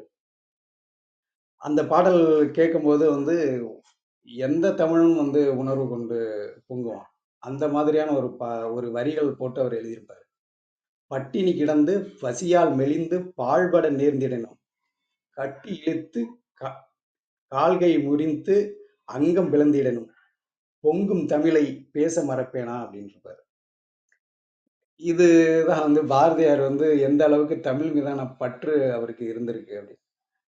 அவர் தமிழ் மீது தமிழ்நாடு அப்படிங்கிற துணியில ஏகப்பட்ட கவிதைகள், பாடல்கள் எழுதியிருக்கிறாரு. ஆனா இது வந்து ஒரு உணர்வு பூர்வமா இருக்கும். அவருடைய அந்த வறுமை நிலை, அந்த நிலையில் கூட வந்து அவருக்கு வந்து தமிழ் தான் வந்து எனக்கு முக்கியம் அப்படின்னு அவர் சொல்றாரு. "நீ என்ன எனக்கு தடை போட்டாலும், நான் வந்து பொங்கு தமிழை நான் பேச மறக்க மாட்டேன்" அப்படின்னு சொல்லிட்டு, இந்த வரிகள் வந்து ஒரு வழிதோய்ந்த வரிகளா அவர் எழுதியிருக்கிறார். அதோடு மட்டும் இல்லாம, அ அவருக்கு மொழிகள் எத்தனையோ தெரியும். நேத்து ஐயா சொன்னது மாரி 8 மொழிகள் தெரியும் அப்படின்னு சொன்னாங்க. அது 8 மொழிகள் இருக்கலாம், 8க்கு மேலான மொழிகளும் இருக்கலாம் அப்படின்னு சொல்லியிருந்தாங்க. அந்த மொழிகள் எல்லாமே அவர் தெரிந்த மொழிகள் எல்லாம் சாதாரண மொழிகள் கிடையாது. எல்லாமே வந்து இலக்கியத்தரம் வாய்ந்த மொழிகள். குறிப்பிட்டு சொல்லணும்னா, அவருக்கு சமஸ்கிருதம், பிரெஞ்சு தெரியும். பிரெஞ்சுல பல இலக்கிய இதெல்லாம் நடந்திருக்கு. சமஸ்கிருதம் தெரியும். அதேபோல மற்ற ஆங்கிலம், அந்த மாதிரி மொழிகள் எல்லாமே அவர் தெரிந்தவர். ஆனால் அவர் அறிந்த மொழிகளிலே உயர்ந்து நிற்கின்ற மொழி எந்த மொழி? யாமறிந்த மொழியினிலே தமிழ் மொழிபோல் இனிதாவது எங்கும் காணோம் அப்படின்னு அவர் சொல்றாரு. அப்போ அந்த வேற யாராவது சொன்னா, இப்ப நான் ஒரு மொழிய தெரிஞ்சுக்கிட்டு நம்ம வந்து சொல்றதுல வந்து பெரிய இது இல்ல. தமிழ் தான் வந்து உயர்ந்த மொழி அப்படின்ட்டு, அந்த மொழிய பற்றி குறுகிய அறிவு கொண்டு நம்ம சொல்வதில் வந்து பெரிய ஒரு சான்றா இருக்க முடியாது. ஆனா இவ்வளவு மொழிகள தெரிஞ்சுக்கிட்டு, ஆனால் தமிழ் மொழி தான் உயர்வு அப்படின்னு சொல்லும்போது, உண்மையிலே வந்து அந்த தமிழ் மொழிக்கான முக்கியத்துவம் வந்து அதுல வருது. அதேபோல வந்து குழந்தைகள் பாட்டுல கூட வந்து அவர் என்ன சொல்லிக் குடுக்குறாரு, "சொல்லின் உயர்வு தமிழ்ச் சொல்லே அது தொழுது படித்தடிடே பாப்பா" அப்படிங்கிறாரு. நீ சாதாரண தமிழ் மொழிய வந்து நீ சாதாரணமா கூட படிக்கக்கூடாது. தொழுது படிக்கணும். அதுக்கு மதிப்பு குடுத்து படிக்கணும் அப்படிங்கிறாரு. சொல்லில் உயர்ந்த சொல் வந்து தமிழ் சொல்லு தான். அதனால வந்து அத தொழுது படித்திடடி பாப்பா அப்படிங்கிற மாதிரி அந்த தமிழ் மீதான பற்றுகளை பாப்பா பருவத்தில் இருக்கும்போதே கொண்டு வராரு. இதெல்லாம் வந்து பாரதி மீதான மதிப்பை வந்து நம்மளுக்கு இன்னும் கொஞ்சம் உயர்த்துது. அதேபோல வந்து இந்த தமிழ் செழிக்க வேணும். இந்த நம்ம சேமமுற வேண்டுமென்றால் தெருவெல்லாம் தமிழ் முழக்கம் செழிக்கச் செய்வீர் அப்படின்னு சொல்லியும் சொல்றாரு. நீ வந்து அது எதுக்காக சொல்றாருன்னா, தெருவெல்லாம் தமிழ் முழக்கம் செழிக்கச் செய்வீர்ன்ட்டு. தமிழ்ல போய் தமிழ் வந்து எல்லா இடத்துலயும் போய் பரப்பணும்னு அர்த்தம் இல்ல. பிற நாட்டிலிருந்து நம்ம வந்து தமிழ எடுத்துட்டு வந்து, அதை வந்து தமிழ்ல மொழிபெயர்த்து, நம்ம தெருவெல்லாம் கொண்டு போய் சேர்க்கணும். மூலை முடுக்கெல்லாம் கொண்டு போய் சேர்க்கணும். அப்பனா தான் வந்து இந்த மண் வந்து பயனுறும். அப்படிங்கிறாரு பாரதியார். அதனால அவரு அனைத்தையுமே இந்த உலகத்தில் உள்ள அனைத்தையுமே ஒரு தமிழ்ங்கிற மொழிக்குள்ள கொண்டு வந்துட்டீங்கன்னா, நமக்கு வந்து தமிழ் மொழிக்கு செய்கின்ற ஒரு சேவை வந்து அதோட ஒரு பெரிய சேவை இல்ல அப்படிங்கிறாரு. அதுக்கு அடுத்தாக்குல இன்னொன்னு சொல்றாரு, "தேமதுர தமிழோசை உலகமெல்லாம் பரவும் வகை செய்திட வேண்டும்" அப்படிங்கிறாரு. இது வந்து அவர் சொல்றது காலகட்டத்துக்கு முன்னாடியே வந்து தமிழ் வந்து உலகெல்லாம் பரவி தான் இருந்திருக்கு. காரணம் என்னன்னா, அப்போதைய வந்த பிற நாட்டு மொழியியல் அறிஞர்கள் எல்லாருமே கொண்டு போய் தமிழ வந்து சேர்த்துட்டாங்க. 18ஆம் நூற்றாண்டு, 19ஆம் நூற்றாண்டுகள்ல வந்து பிற நாட்டு அறிஞர்கள் அதிகமா வந்து தமிழ வந்து கற்றுக்கொண்டு சென்றிருக்கிறாங்க. அதுக்கு உதாரணமா ஏகப்பட்ட பேர் சொல்லலாம். வீரமாமுனிவர்ல இருந்து GU. Pope, Caldwell, William Jones போன்ற மொழியியல் அறிஞர்கள் ஏகப்பட்ட பேர் வந்து தமிழை ஆராய்ந்து, தமிழுடைய அந்த மதிப்பு என்ன அப்படின்ட்டு உலகத்திற்கு எடுத்து சென்றாரு. அதுக்கப்புறம் தான் நம்மளுக்கே தெரிய ஆரம்பிச்சது. திருக்குறளே வந்து நம்மளுக்கு 19ஆம் நூற்றாண்டு இறுதியில தான் நம்மளுக்கு திருக்குறளுக்கு இவ்வளவு பெரிய மகிமை இருக்குது அப்படின்னு நம்ம தெரிய ஆரம்பிக்கிறோம். அந்த அளவுக்கு வந்து பிற நாட்டு அறிஞர்கள் வந்து நம்ம தமிழ எடுத்துட்டு போய் எல்லா இடத்துலயும் சேர்த்துட்டாங்க. ஆனா, அந்த எல்லா நாட்டில உள்ள நல்லறிஞர்கள் சாத்திரங்கள் வந்து தமிழ் மொழியில கொண்டு வரணும் அப்படின்னு அவரும் சொல்றாரு. இந்த மாதிரி தமிழ் மீதான ஒரு பற்று அவருக்கு இருக்கிறது படிக்கும்போது நமக்கும் ஒரு இனம் புரியாத பிடிப்பு பாரதியின் மேலே வந்தது. அதனால தான் நான் வீடு கட்டி அந்த வீட்டில் வந்து முதல்ல ஒரு 3 பேரோட புகைப்படத்தை அந்த வரைபடம் மாதிரி வச்சிருந்தேன். அதில் பாரதியாரோட ஒன்று, வள்ளுவரோட ஒன்று. இந்த மாதிரி படங்கள் வந்து வச்சு வைக்கிற அளவுக்கு எனக்கு பாரதி மேலே ஒரு பிடிப்பு வந்தது. இன்றும் வந்து அவர் பாரதியாரை பற்றி நம்ம வந்து பல இது வந்து தேடல்கள் இருந்துக்கிட்டே தான் இருக்குது. பாரதியாரோட அந்த கவிதைகள் எல்லாமே வந்து படிக்க படிக்க வந்து நம்மளுக்கு மனசுக்குள்ள வந்து ஒரு வேறு விதமான ஒரு எண்ணங்கள் தோன்றும். அவருடைய வாழ்க்கை வரலாறு எடுத்துக்கிட்டா அவர் வந்து சுகபோகமாக வாழ்ந்திருக்கலாம். ஏன்னா அவருடைய அறிவுக்கு வந்து எட்டயபுரம் சமஸ்தானத்திலே வந்து அவர் ஒரு ஆஸ்தான கவியாக மாறி இருக்கலாம். ஆனா அவரு அங்கே நம்மளுக்கு சும்மா உட்கார்ந்துட்டு சம்பளம் கொடுக்குறாரு அப்படின்னு சொல்லிட்டு தான் கோவிச்சுக்கிட்டு வர்றாரு. மன்னர்கிட்டே கோவிச்சுட்டு வர்றாரு. இன்னும் என்னை வந்துட்டு எதுவுமே பண்ண விட மாட்டுறாரு. நான் வந்து என்னெல்லாமோ பண்ணணும்னு நினச்சிக்கிட்டு இங்கே வேலைக்கு சேர்ந்தேன்னா நம்மளுடைய அறிவுக்கு வந்து இது இல்லை, இந்த இடம் ஏற்ற இடம் இல்லை. ஆனால் இங்கே பொன் கிடைக்குது, பொருள் கிடைக்குது, 3 வேளை சாப்பாடு எல்லாமே கிடைக்குது. மன்னர் அரண்மனை சாப்பாடுன்னா கேட்கவா வேணும், எல்லாமே கிடைக்குது. ஒரு நிம்மதியான வாழ்க்கை வாழ்ந்திருக்கலாம். ஒருவேளை வந்து பாரதியார் அங்கே வாழ்ந்திருந்தா அவர் 80 வயது வரை கூட வாழ்ந்திருக்கலாம். அந்த இடத்துல ஒரு தங்கி அந்த ஊர்ல இருந்து வாழ்ந்திருக்கலாம். ஆனா அதை விடுத்து அவர் வந்து என் அறிவுக்கு இது இதாகல அப்படின்னு சொல்லிட்டு அவர் ஒரு பேராசிரியராக ஆகணும்னு சொல்லிட்டு மதுரைக்கு வந்து மதுரை பல்கலைக்கழகத்துல பேராசிரியராக இருந்து அந்த பேராசிரியராக இருக்கும்போது அவர் நாட்டு பற்று கொண்டு அதனிலிருந்து அவர் எழுதிய கவிதைகள் மூலமாக அவருக்கு பிரச்சனை வர அவர் மறுபடியும் வந்து அது பாண்டிச்சேரிக்கு போக வேண்டிய சூழல். இந்த இடைப்பட்ட நேரத்துல வந்து வறுமை வேற, இப்படி எண்ணற்ற ஒரு பிரச்சனைக்கு மத்தியில் வாழ்ந்த ஒரு கவிஞன் வந்து பாரதியார். ஆனா அவன் சொன்ன ஒரு இதுல வந்து எனக்கு முக்கியமான இது என்னன்னா, நான் சின்ன வயசுல வந்து இந்த பாடல்கள் பாடுறதுக்கு முன்னாடி நான் ஒரு படிச்சது என்னன்னா புதிய ஆத்திச்சூடி. இந்த புதிய ஆத்திச்சூடி தான் வந்து எளிதில் நம்மளுக்கு வந்து ஒரு வரியில முடிஞ்சிருது அப்படின்ட்டு முதல்ல வந்து அந்த புதிய ஆத்திச்சூடியை மனனம் செய்யணும் அப்படின்னு எனக்கு ஒரு எண்ணம் இருந்தது. அந்த புதிய ஆத்திச்சூடியிலே வந்து எனக்கு மிகவும் பிடித்த ஒரு வரி என்னன்னா, கேட்டிலும் துணிந்து நில் அப்படிங்கிறது. அது வந்து பாரதியோட வாழ்க்கையே அவர் வந்து அந்த ஒரு வரிக்குள்ள சொன்ன மாதிரி எனக்கு ஒரு எண்ணம். அந்த கேட்டினும் துணிந்து நில் வந்து என்னுடைய அந்த வாழ்க்கையும் கூட பொருந்தி பார்க்கலாம். அதாவது என்னுடைய வாழ்க்கைன்னா என்னோட தந்தையோட வாழ்க்கை.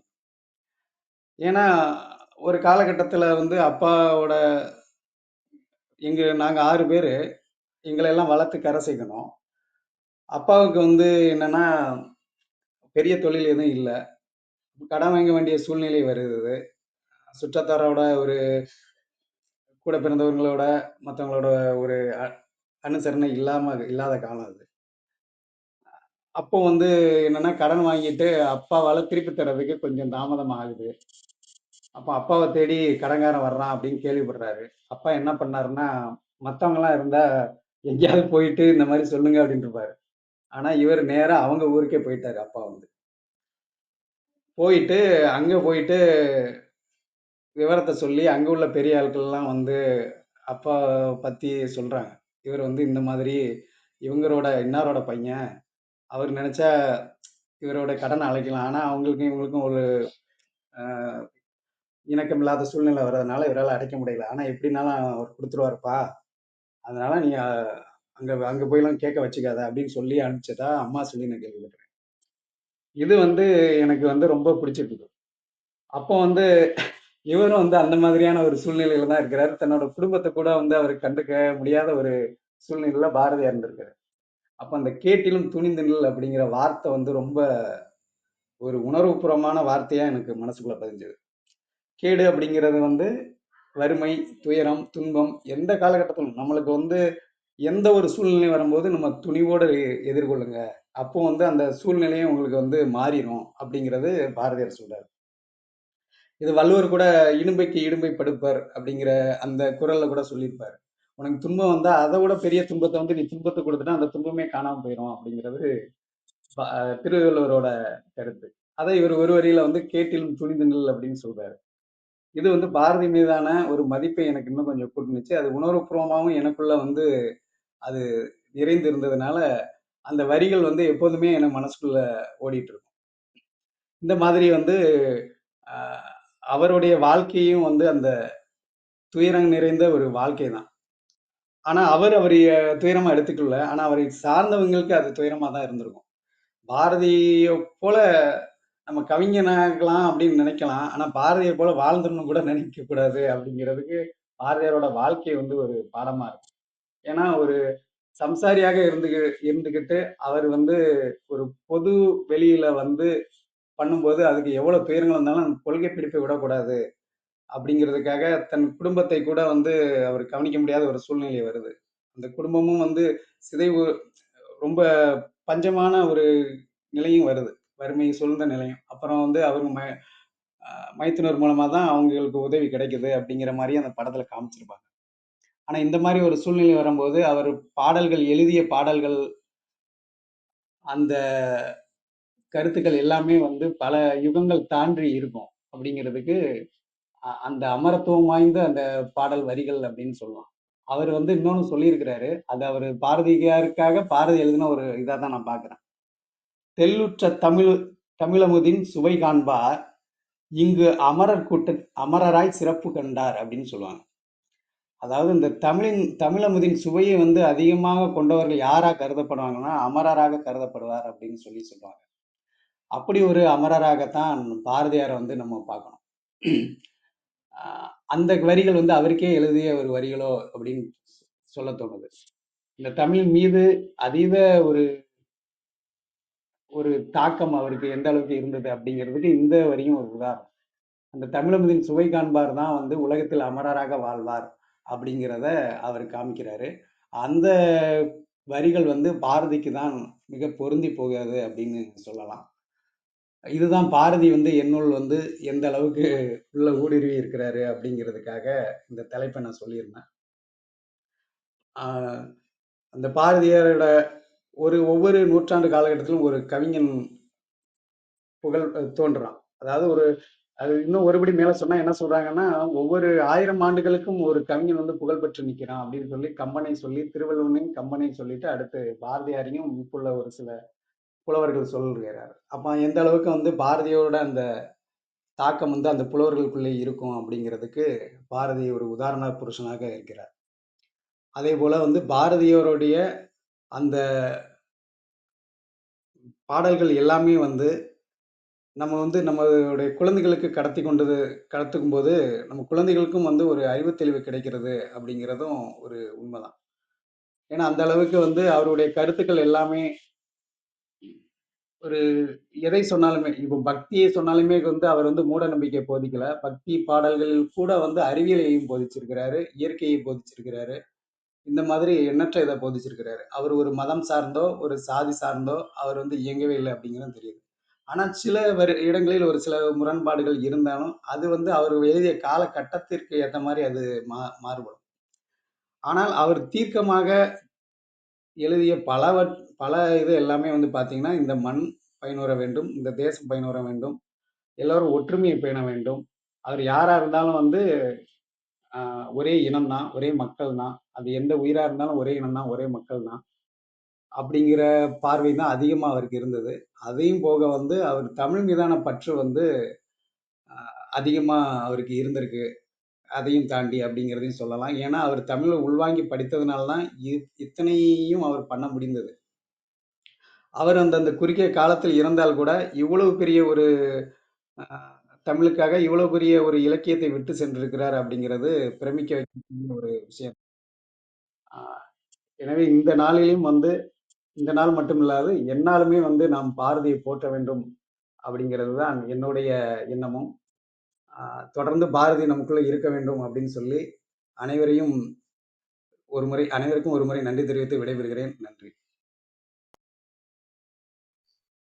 நன்றிங்க அன்பு கவிஞரே.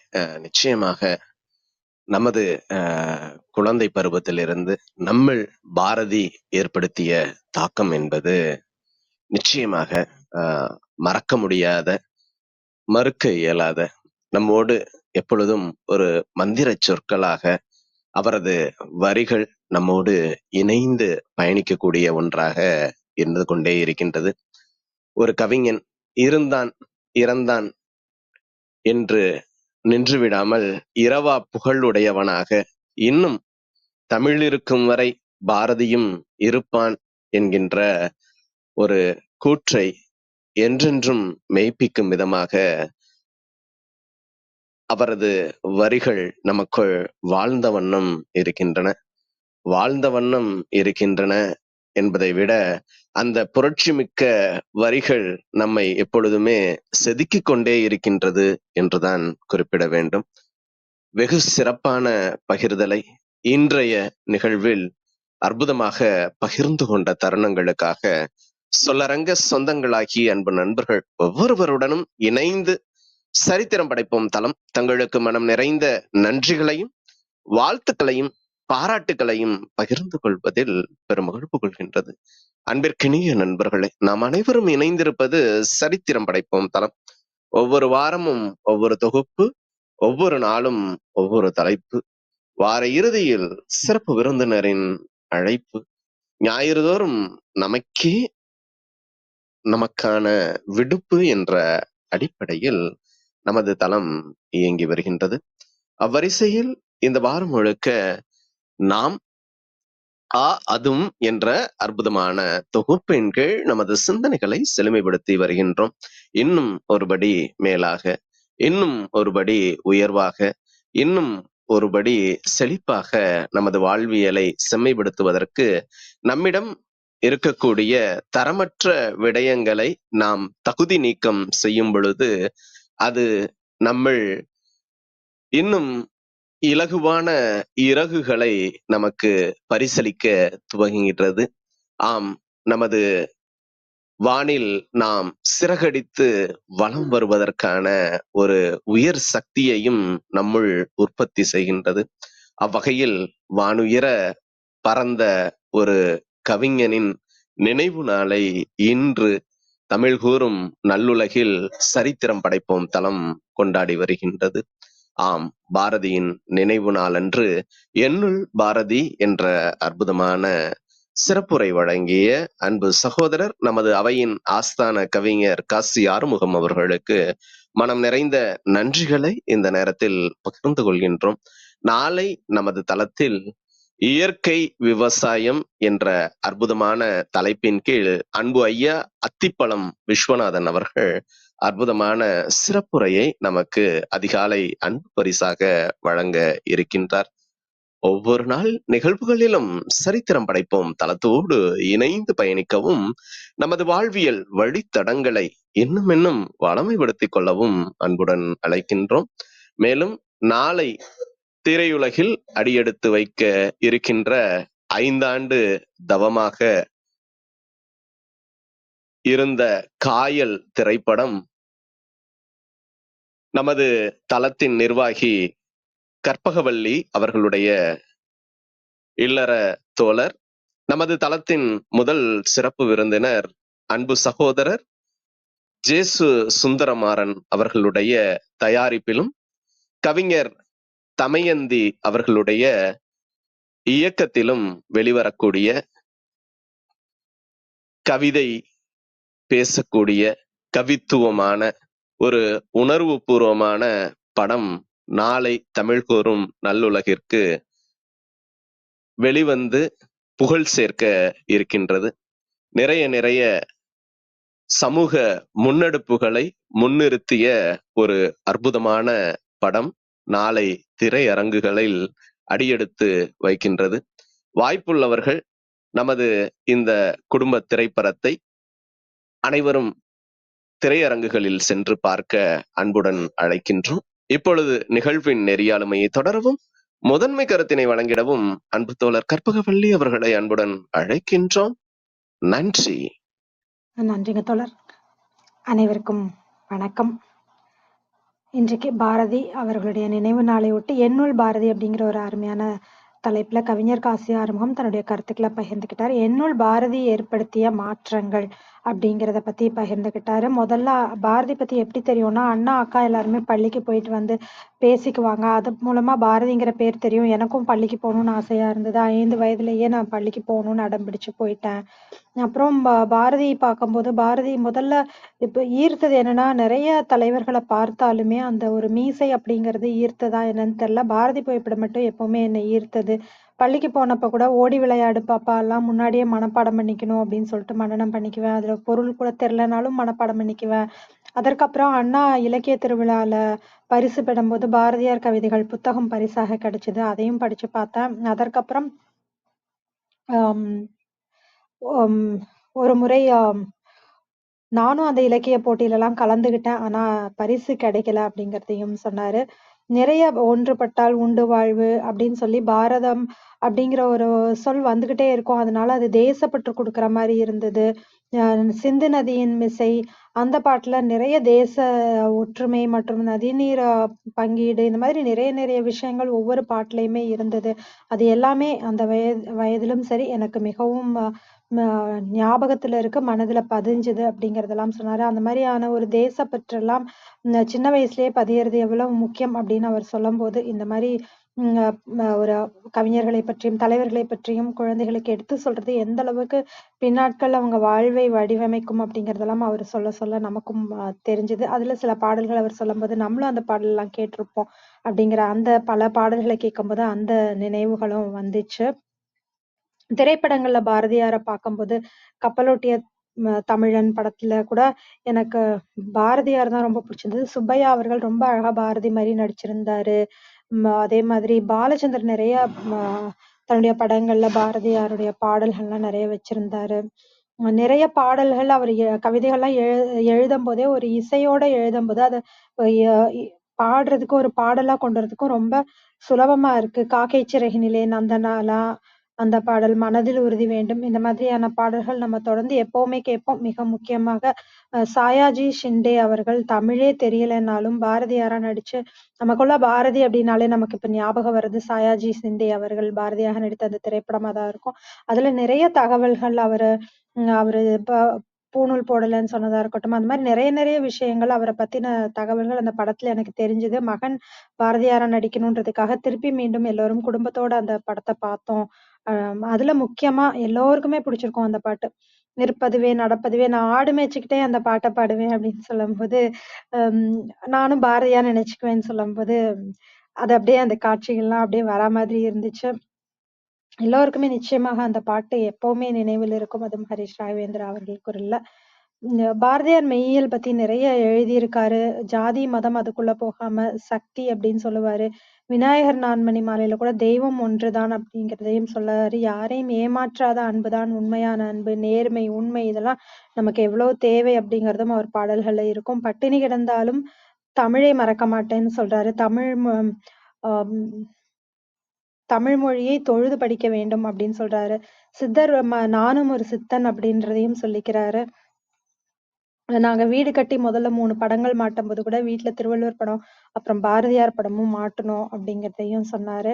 அவரு எவ்வளவோ ஒரு மன்னர் கிட்ட தான் வேலை செஞ்சுட்டு இருந்தாரு. அப்படியே இருந்திருந்தால் வசதியா இருந்திருக்கலாம். வேலையும் கிடையாது, வசதியும் இருந்திருக்கும். ஆனால் அ கொண்ட கொள்கைக்காக அதெல்லாம் விட்டுட்டு வறுமையில வாடி அவரு இந்த நாட்டிற்காக நாட்டுப்பற்று ஊற்றியதும் சரி, நமக்காக இன்று வரை கேட்கக்கூடிய கவிதைகளையும் கொடுத்துட்டு போயிருக்காரு. அதனால பாரதியா வாழணும், பாரதி போல கவிதை எழுதணும்னு நெறைய பேர் ஆசைப்பட்டாலும், பாரதியாரோட வாழ்க்கை வாழ்றதுன்றது அவ்வளவு சுலபம் கிடையாது.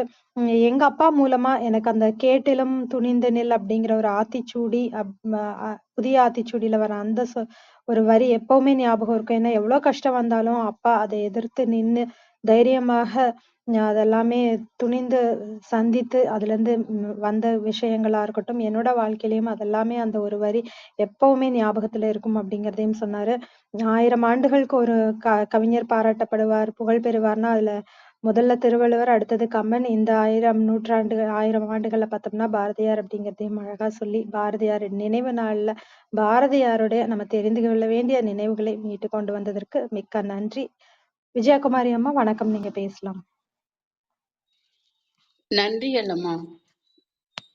வாழ்க வையகம், வாழ்க வையகம், வாழ்க வளமுடன்.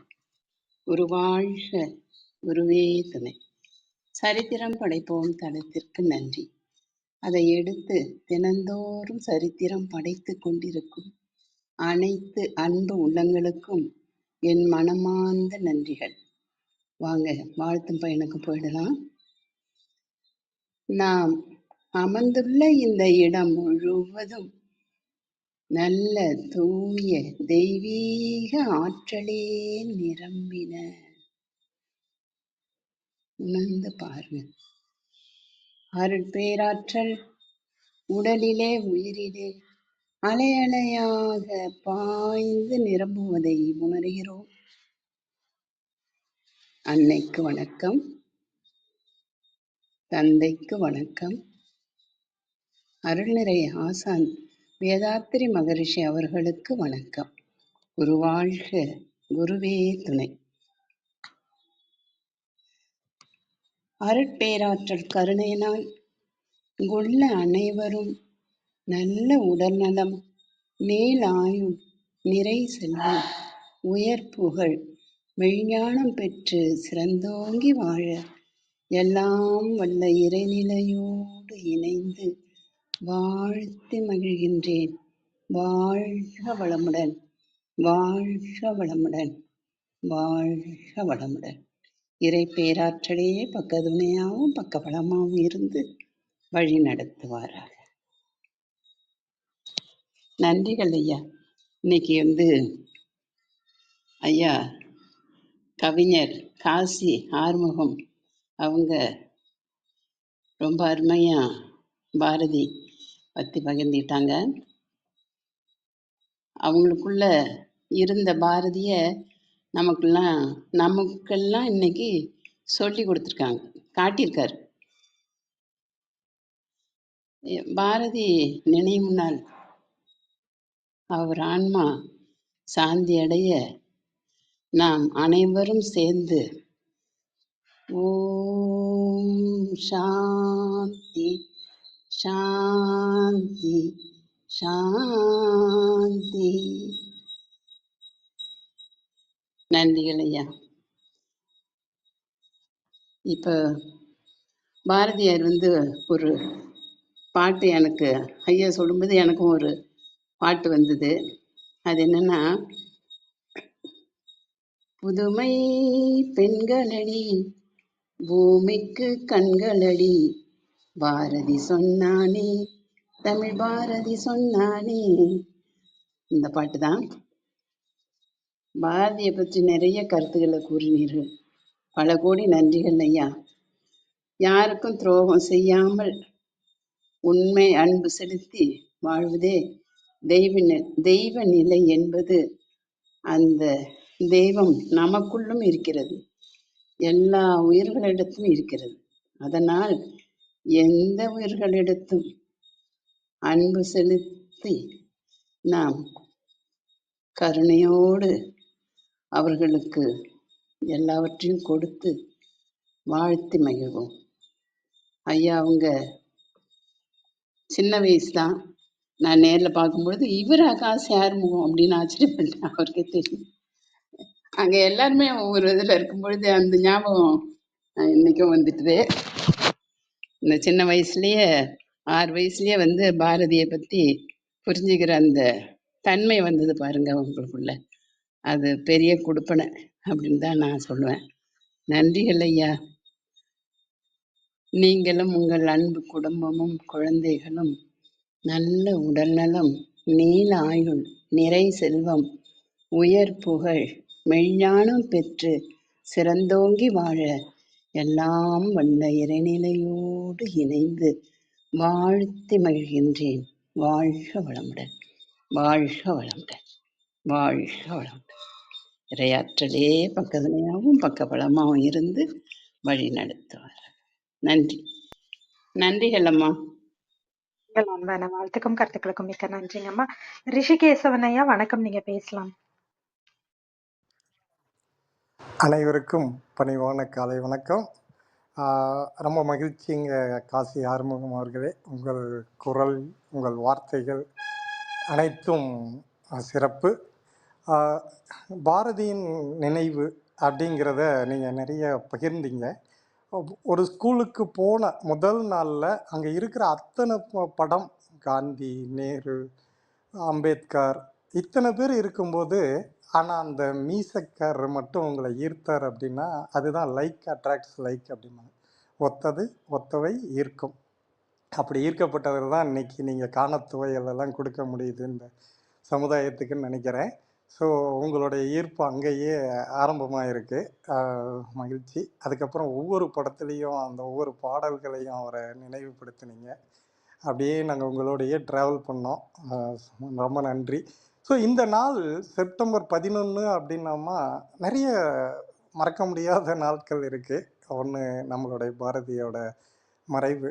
இதை பார்க்கும்போது அவரோட கடைசி காலங்கள் ரொம்ப ரொம்ப ரொம்ப கொடுமையாக இருந்தது தான்.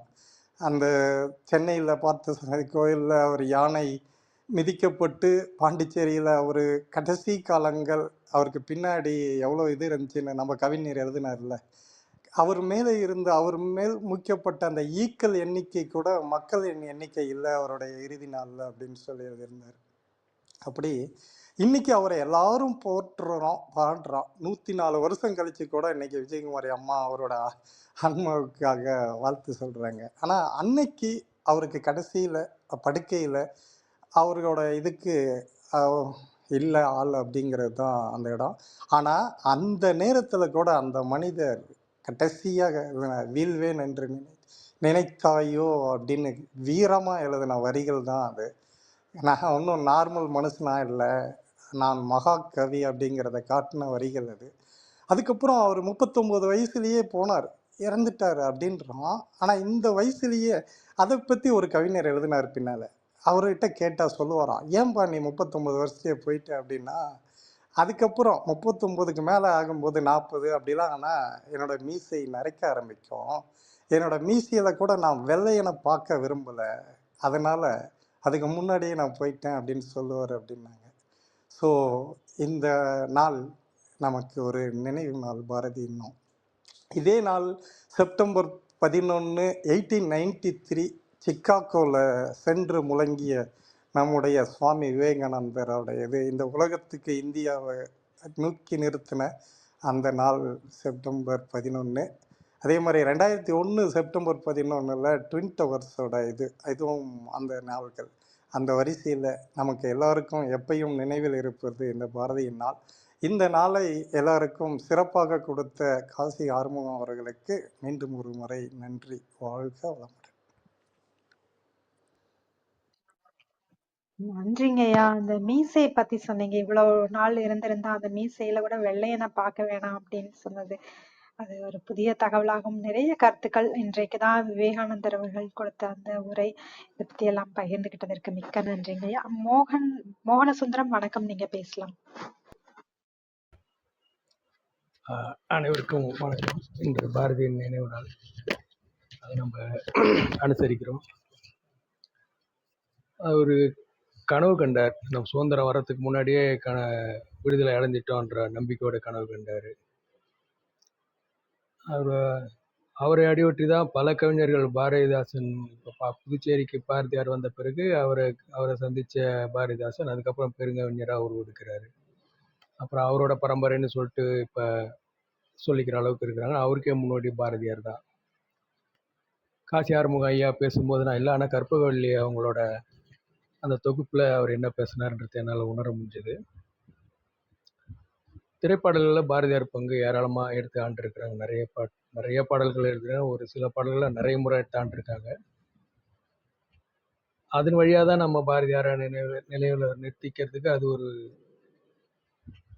வாய்ப்பாக இருக்குன்னு தான் நான் நம்புகிறேன். இல்லைன்னா இன்றைய தலைமுறைக்கு அவங்களெல்லாம் பாரதியாரெலாம் கொண்டு சேர்க்கறதுன்றது இதெல்லாம், ஏன்னா வாசிப்பு பழக்கமே இப்போ இல்லாமல் போயிடுச்சு. புத்தக வாசிப்புங்கிறது இப்போ பிள்ளைங்க கிட்ட கிடையாது, செல்ஃபோன் கதியாக இருக்குது. அதில் சில இப்போ இந்த மாதிரியான பாடல்கள் அவங்க கேட்குற வாய்ப்பு இருந்ததுன்னா அதன் மூலமாக அவங்கள பாரதியாரை நம்ம அவங்களுக்குள்ளே கடத்த முடியுது. பாரதியார் இறந்தப்போ இப்போ ஐயா கூட சொன்னார், ரிஷி ஐயா கூட சொன்னார், பாரதியார் இறக்கும்போது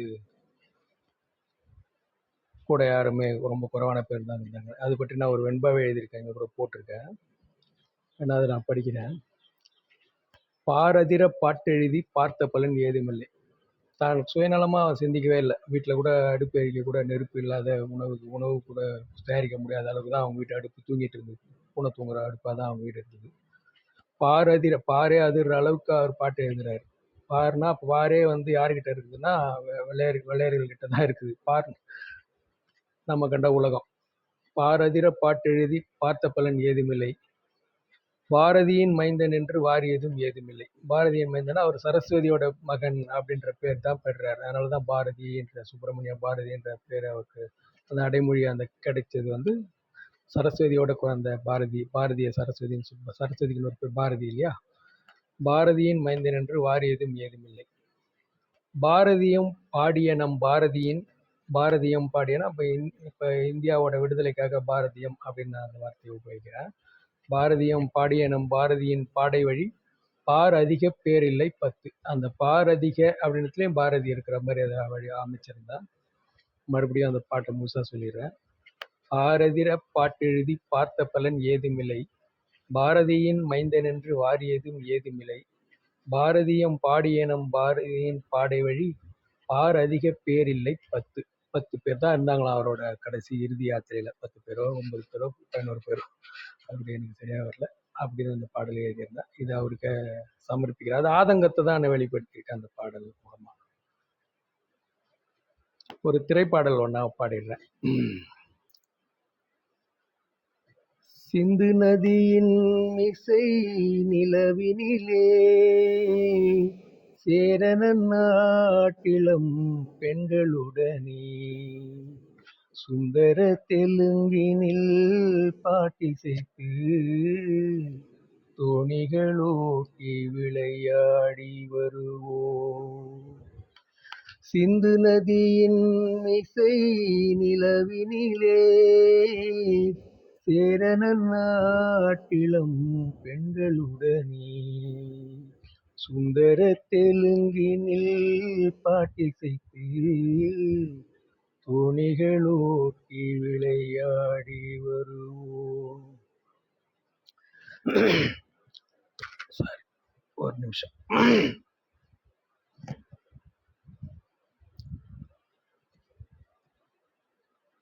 கங்கை நதி புறத்து கோதுமை பண்டம், கங்கை நதி புறத்து கோதுமை பண்டம் காவிரி வெற்றிலைக்கு மாறு கொள்ளுவோம்.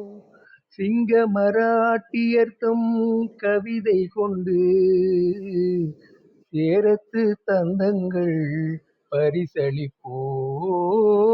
சிங்க மராட்டியர்த்தம் கவிதை கொண்டு சேரத்து தந்தங்கள் பரிசளிப்போம். சிந்து நதியின் இசை நிலவினிலே சேரன நாட்டிலம் பெண்களுடனே சுந்தர தெலுங்கினில் பாட்டிசைத்து தோணிகளோட்டி விளையாடி வருவோம். சிங்களத்தீவினுக்கோ பாலம் அமைப்போம், சேதுவை மேடுருத்தி வீதி சமைப்போம். சிங்களத்தீவினுக்கோ பாலம் அமைப்போம், சேதுவை மேடுருத்தி வீதி சமைப்போம். வங்கத்தில் ஓடி வரும் நீரின் மிகையால் மையத்து நாடுகளில் பயிர் செய்குவோம். வங்கத்தில் ஓடி வரும் நீரின் மிகையால் மையத்து நாடுகளில் பயிர் செய்குவோம். சிந்து நதியின் இசை நிலவினிலே சேரன நாட்டிலம் பெண்களுடனே சுந்தர தெலுங்கினில் பாட்டிசைத்து தோணிகளோட்டி விளையாடி வருவோம். மகாகவி பாரதிக்கு புகழஞ்சலிகள். அருமையான பாடல். அதோட சேர்ந்து நீங்க எழுதின கவிதையும் ரொம்ப அற்புதமாக இருந்தது. அருமையான பாடலுக்கும் வாழ்த்துக்களுக்கும் கருத்துக்களுக்கும் மிக்க நன்றி. ஜோதிகலை வணக்கம், நீங்க பேசலாம். அவங்க இணைப்புல இல்லைன்னு நினைக்கிறேன். விந்தியா கௌரி அம்மா, நீங்க பேச முடியுமா? வணக்கம். அனைவருக்கும் வணக்கம். கவிஞர் காசி ஆறுமுக ஐயா பாரதியாரை பற்றி அற்புதமாக எடுத்துரைத்தார்கள். அவங்க அண்ணா பரிசு வாங்கின புத்தகம், அந்த புத்தகத்தை படித்ததுலேருந்தே அவருக்கு பாரதியாரை ரொம்ப பிடிச்சி போச்சு. அதன் மேலே ரொம்ப பற்று. அப்புறம் அவரும் கவிதை நாட்குறிப்பில் எழுதி காணத்துவியல் நூலும் வெளியிட்டுள்ளார். படிப்பதனால என்ன பயன் அப்படின்றத ஐயாவோட பேச்சிலிருந்தே, அவரோட படைப்புல இருந்தே நாம் அனைவருமே அறிந்து கொண்டோம். இதைத்தான் நாமும் படிக்கணும், மற்றவர்களுக்கும் கற்றுக் கொடுக்கணும். பாரதியாரை பற்றி அவரோட பொருளாதார கருத்துக்கள் எப்படி இருந்தது, அந்த பாடலை சொல்லி அருமையாக எடுத்துரைத்தாரு. திரை படங்கள்ல என்னென்ன பாடல் யார் பாடுனா அப்படின்றத சொல்லி ஐயாவே பாடினாங்க ஒரு 2 பாட்டு. பாரதியார் விநாயகர் தொடர்பா பாடல் பாடியிருக்காங்க. அந்த பாடல்ல என்னென்ன கருத்து இருக்கு, புதுமை பெண்ணை பத்தி எவ்வளோ புதுமையா அருமையா பாரதியார் சொன்னாங்க. இது போல பல கருத்துக்களை முன்வைத்தாங்க. அதுல சிறப்பு என்ன அப்படின்னா, உள்ளத்தால உணர்ந்து மகிழ்வா அவங்க எடுத்துரைத்த விதம் ரொம்ப ரொம்ப அருமையா இருந்தது. நம்மளுக்கு தெரிந்த பாடலை கூட ஐயா ஒரு புதிய பார்வையில அந்த கருத்தை பகிர்ந்துகிட்டது பாராட்டுக்குரியது. ஐயா நன்றிகள் ஐயா, வாழ்த்துக்கள் ஐயா. உங்கள் அன்பான வாழ்த்துக்கும் கருத்துக்களுக்கும் மிக்க நன்றி. அர்த்தநாரி ஐயா வணக்கம், நீங்க பேசலாம். வணக்கம். பாரதியாரை பத்தி பேசுறது அப்படிங்கிறது, பாரதியார் வள்ளலாரை பத்தி சொல்லும்போது புதுநெறி கண்ட புலவன் அப்படின்னு சொல்லியிருப்பாரு. பாரதியாருடைய பாடல்கள்ல நிறைய திருவருட்பாவுடைய சாயல்கள் இருக்கும். இன்னைக்கு 104 வருடம் ஆன பிறகும் நம்ம பாரதியாரை நினைந்து போற்றுகிறோம் அப்படிங்கிறது ஒண்ணு. அதே நேரத்துல பாரதியாருக்கு பின் வந்த கவிதைகள், கட்டுரைகள், அப்புறம் சொற்பொழிவுகள் எல்லாத்துலயுமே பாரதியாருடைய கவிதை வரி கண்டிப்பா இருக்கும். அதாவது 20ஆம் நூற்றாண்டோட படைப்பு எல்லாத்துலயுமே, அது அறிவியல் சார்ந்த படைப்புகளா இருந்தாலும் கூட பாரதியாருடைய கவிதையும் திருக்குறளும் கண்டிப்பா அதுல பொருத்தப்பட்டிருக்கும். அது மாதிரி ஒரு சிறப்பான ஒரு கவிஞன். அவர் அந்த ரிஷி சொன்னார் பாருங்க, அது மாதிரிதான் 39 ரன்ல நாட் அவுட் ஆனாரு. அவருடைய வாழ்க்கை அவுட் ஆனா கூட அவருடைய வரலாறு நாட் அவுட் செஞ்சுரி அடிச்சு தாண்டிடுச்சு. வரலாறு செஞ்சுரி அடிச்சிருச்சு, கவிதை இன்னும் நாட் அவுட்லயே இருக்கு. அது மாதிரி நம்ம பயன்படுத்திக்கிட்டே இருக்கோம். நாட் அவுட்லயே இருக்கிறதுக்கு காரணம் என்னன்னா, நோட் பண்ணிக்கிட்டே இருக்கோம் நம்ம. அதை பாரதியாருடைய கவிதை எல்லா நாளும் சொல்லிக்கிட்டே தான் இருக்கோம். நிறைய இருக்கு பாரதியாருடைய. அவர் 39 வருஷத்துல எப்படி அவ்வளவு எழுதினார் அப்படிங்கறதெல்லாம் தெரியல. அது நமக்கெல்லாம் ஒரு சின்ன ஒரு பின்னடைவு வந்தாலே நம்ம ஒண்ணும் செய்ய முடியாம விட்டுறோம். ஆனா நம்ம பாரதியாருடைய வாழ்க்கையில இருந்த வறுமையில எப்படி இவ்வளவு செய்தாருங்கிறது ஒரு வியப்பான ஒரு விஷயம். அதே நேரத்துல அன்னைக்கு சஞ்சய்குமார் சொன்னார் பாருங்க, வெற்றி பெற்ற மனிதர்களை பற்றி பேசுவது சிறப்பு, ஆனா அவங்களுக்கு கூட இருந்தவங்களை பத்தி பேசணும் அப்படிங்கிறதும் நினைச்சு பார்க்கிற மாதிரி. பாரதியாருடைய மனைவி, பாரதியாருடைய பிள்ளைகள், இவங்கெல்லாம் எப்படி அந்த வறுமையை தாங்கி அவரோட வாழ்ந்தாங்க அப்படிங்கிறதும் நம்ம இந்த நேரத்துல நினைச்சு அவங்களையும் போற்ற வேண்டும் அப்படின்னு சொல்லி முடிச்சுக்கிறேன். காசி ஆறுமுகம் ரொம்ப சிறப்பா சொன்னாரு. காணி நிலம் வேண்டும் பராசக்தின்னாரு. ரொம்ப கம்மியா கேட்ட அரசியல்வாதி எனக்கு தெரிஞ்ச அவர் மட்டும்தான். நன்றி. உங்கள் அன்பான வாழ்த்துக்கும் கருத்துக்களுக்கும் மிக்க நன்றிங்கய்யா. கலைச்செல்வி இருக்கீங்களா? உங்களோட மைக்கு காமிக்கல, இப்பதான் காமிக்குது. காலை வணக்கம். இந்த வார்ம் அப் பண்ணிட்டு இருந்தோம்னா அதனால நிற்பதுவே நடப்பதுவே பறப்பதுவே நிற்பதுவே நடப்பதுவே பறப்பதுவே நிற்பதுவே நடப்பதுவே பறப்பதுவே நீங்கள் எல்லாம் சொற்பனந்தானோ பல தோற்ற மயக்கங்களோ சொற்பனந்தானோ பல தோற்ற மயக்கங்களோ கற்பதுவே கேட்பதுவே கருதுவதே நீங்கள் எல்லாம் அற்பமாயைகளோ உள்ளாழ்ந்த பொருள் இல்லையோ வானகமே இளவையிலே மரச்சரிவே வானகமே இளவையிலே மரச்சரிவே நீங்களெல்லாம் காணலி நீரோ பெரும் காட்சி பிழைதானோ வானகமே இளவையிலே மரச்சரிவே நீங்களெல்லாம் காணலி நீரோ பெரும் காட்சி பிழைதானோ போனதெல்லாம் கனவினை போல் புதைந்தழிந்தே போனதனால் நானும் ஓர் கனவோ இந்த ஞானமும் பொய்தானோ நிற்பதுவே நடப்பதுவே பறப்பதுவே நீங்கள் எல்லாம் சொற்பனந்தானோ பல தோற்ற மயக்கங்களோ காலமென்றே ஒரு நினைவும் காட்சி என்றே பல நினைவும் கோலமும் பொய்களோ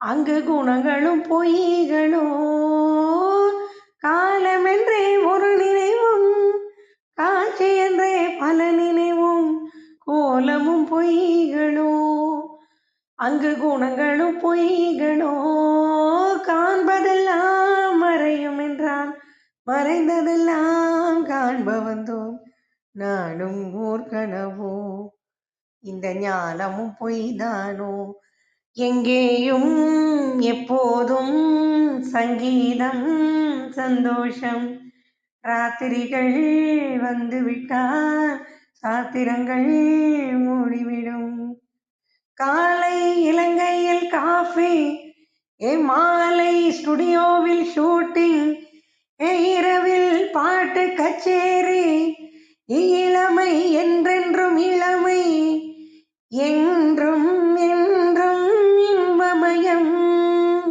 உலகம் நமது பாக்கெட்டிலே விமானம் பறக்கும் ராக்கெட்டிலே அமெரிக்காவுக்கு செல்ல போகிறோம் நவம்பர் மாதம் வரப்போகிறோம் கற்பகவல்லி அக்காய்க்கு சாப்பாடு வாங்கி கொடுங்க ராமச்சந்திரன் ஐயா இப்போ வர போறோம் யாரு வருவா யாரே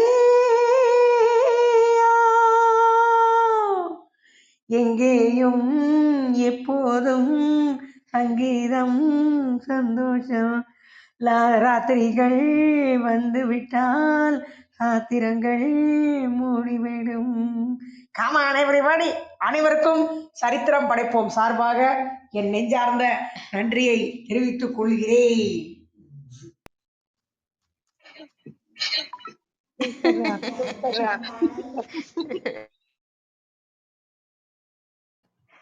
அதாவது உலகம் நமது பாக்கெட் இல்லைங்கிற மாதிரிதான் இன்னைக்கு ஜோதி இப்போ இலங்கையில ஒரு பாட்டு போட்டி நிகழ்ச்சியில கலந்துட்டு இருக்கறனால இன்னைக்கு சொன்ன மாதிரியே இன்னைக்கு காஃபி இலங்கையிலன்னா நாளைக்கு சென்னையிலன்னு நினைக்கிறேன். அந்த அளவுக்கு பரபரப்பா சுத்திட்டு இருக்கீங்க. வாழ்த்துகள். அடுத்த போட்டியிலும் அந்த போட்டியிலையும் வெற்றி பெற அனைவர் சார்பாகவும் ஜோதியை நம்ம வாழ்த்துறோம். அருமையான பாடல் ஜோதி. அப்படியே நிறைய தன்னால எல்லா பாட்டும் ஒரு பாடகி மட்டுமில்ல, கவிஞராகவும் பாடலாசிரியராகவும் மாறிட்டீங்கன்னு நினைக்கிறேன். மகிழ்ச்சி, நன்றி. ரொம்ப சந்தோஷம். காசி ஆறுமுகம் பாரதின்னு பார்த்த உடனே தம்பிக்கு வாழ்த்துக்கள். சரி, பாரதி தவைய போய் பாடிக்கிட்டே இருப்பாளாம். ஆனா அப்பதான் எழுந்தா, சரி அதனாலதான் வெளியில போயிட்டேன். அவைக்கு நன்றி. இன்றைக்கு சிறப்பு பாரதியார் பாடல் பாடுறதுக்கு நம்ம மோகன சுந்தரம் அவர்களும் ஜோதி வந்தது ரொம்ப மகிழ்ச்சி. நன்றி ஜோதி. அருள் சேவியர் வணக்கம், நீங்க பேசலாம். வணக்கம், அனைவருக்கும் இனிய காலை வணக்கம். பயணத்துல இருக்கேன், பரவாயில்ல. காசி அனுபவம் சகோதரர் எப்போதுமே அவருடைய உரை எப்போதுமே ஒரு ஆய்வு கட்டுரை மாதிரி தான் இருக்கும். இந்த பாரதியை பத்தி ஃபர்ஸ்ட் ஆரம்பிக்கும் போதே அந்த முறுக்கு மீசை, அந்த தோற்றத்தை பத்தி தான் ஆரம்பிச்சாரு. ஒரு மீசை வச்சு அவர் கெத்தா இருக்கும் அந்த நேரம், அப்ப எல்லாம் கெத்தா நினைக்கிற காலத்துல. அப்புறம் அந்த பள்ளியில முதலா மாறுவேட போட்டி போடும்போது பெரும்பாலும் தேர்ந்தெடுப்பது அந்த பாரதியார். அந்த முறுக்கு மீசை, நெத்தியில் அவர் பொட்டு, ஒரு மேல அந்த உருமா கட்டுறது மாதிரி, அதெல்லாம் நினைவுக்கு வந்தது. அந்த தோற்றத்தை தான் அவர் முதல்ல கவர்ந்ததாக சொன்னாரு. அப்புறம் அந்த பாரதியாரின் கவிதைகள் அந்த அந்த பள்ளியில பரிசா பெற்றது, அவரை பாரதியாரோட கவிதைகளை வந்து ஈர்த்தது, அதுல இருந்து ஆரம்பிச்சதுங்கிற மாதிரி அருமையா விளக்கம் கொடுத்தாரு. நிறைய பாடுறாரு, பாட்டா பாடுறாரு. பெரிய பாடகரா தான் இருப்பார் போல, இருந்தாலும் அப்பப்ப வந்து பாடினா கூட நல்லா தான் இருக்கும் பாரதியாரோட கவிதைகள்ல. பட் எனக்கு ரிஷிகேசன் ஐயாவும் மோகன சுந்தரமும் அந்த அந்த இது நினைவூட்டல சொல்லும் பொழுது, அவர் இறப்பும் தருவாயில அவர் உடம்புல முக்கிற அளவு கூட மக்கள் வந்து வரல அப்படிங்கிறது பெரிய வருத்தமா இருந்தது. அதே மாதிரி அதனரை ஐயாவும் சிறப்பா சொன்னாரு. 39 வயதுல அவர் அவுட் ஆனாலும் அவருடைய கவிதைகளும் அவருடைய பேரும் புகழும் நாட் அவுட்ல தான் இருக்கு. அவருடைய அந்த அது எது காரணம்னா பாரதியோட அந்த கவிதை வார்த்தைகளோட பலம் அப்படின்னு தான் சொல்லணும். ஏன்னா அவரு வாழ்ந்த வாழ்க்கை வந்து அவ்வளவு ஒரு வறுமையான சூழலிலும் தன்னிடம் இருக்கிறத வந்து கொடுக்குற எண்ணம் அவர் கொண்ட ஒரு மனிதர். அவங்க மனைவி கூட ரொம்ப கஷ்டப்பட்டு வாழ்ந்திருக்காங்க அவரு கூட. ஏன்னா அவ்வளவு ஒரு வறுமை. வீட்டுல நம்ம வீட்டுல கொஞ்சம் தான் சாப்பாடு அரிசி இருக்குன்னா கூட யாராவது வந்து யாசகம் யாராவது கேட்டா அதை கூட எடுத்து கொடுத்துரு அப்படின்ட்டு சொன்ன மாதிரி ஒரு மனிதர். அந்த அளவுக்கு ஒரு வெறும் வாய் வார்த்தையில வந்து பேசாம அவர் வாழ்ந்து காட்டியிருக்காருங்கிறது தான் அது அவருக்கு கிடைத்த பெருமை. இன்று அவரது நினைவு நாளை முன்னிட்டு இன்னைக்கு காசி அனுபவம் அவருடைய வரலாறுகளை, கவிதைகளை வந்து பகிர்ந்துகிட்டது மிக்க மகிழ்ச்சி.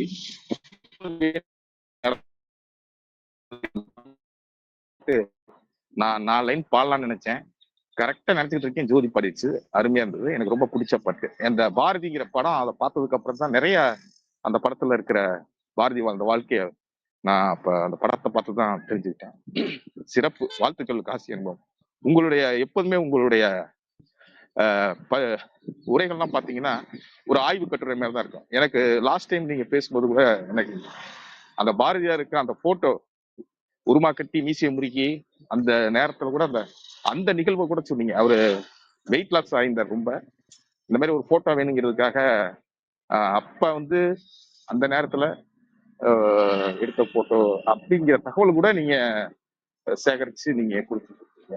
அதனாலதான் நீங்க ஆய்வு கட்டுரை மாதிரிதான் அவங்களுடைய பதவி இருக்குதுங்க. வாழ்த்துக்கள் காசி அனுபவம் சகோதரருக்கு, வாழ்த்துக்கள். நன்றி. வாழ்த்து.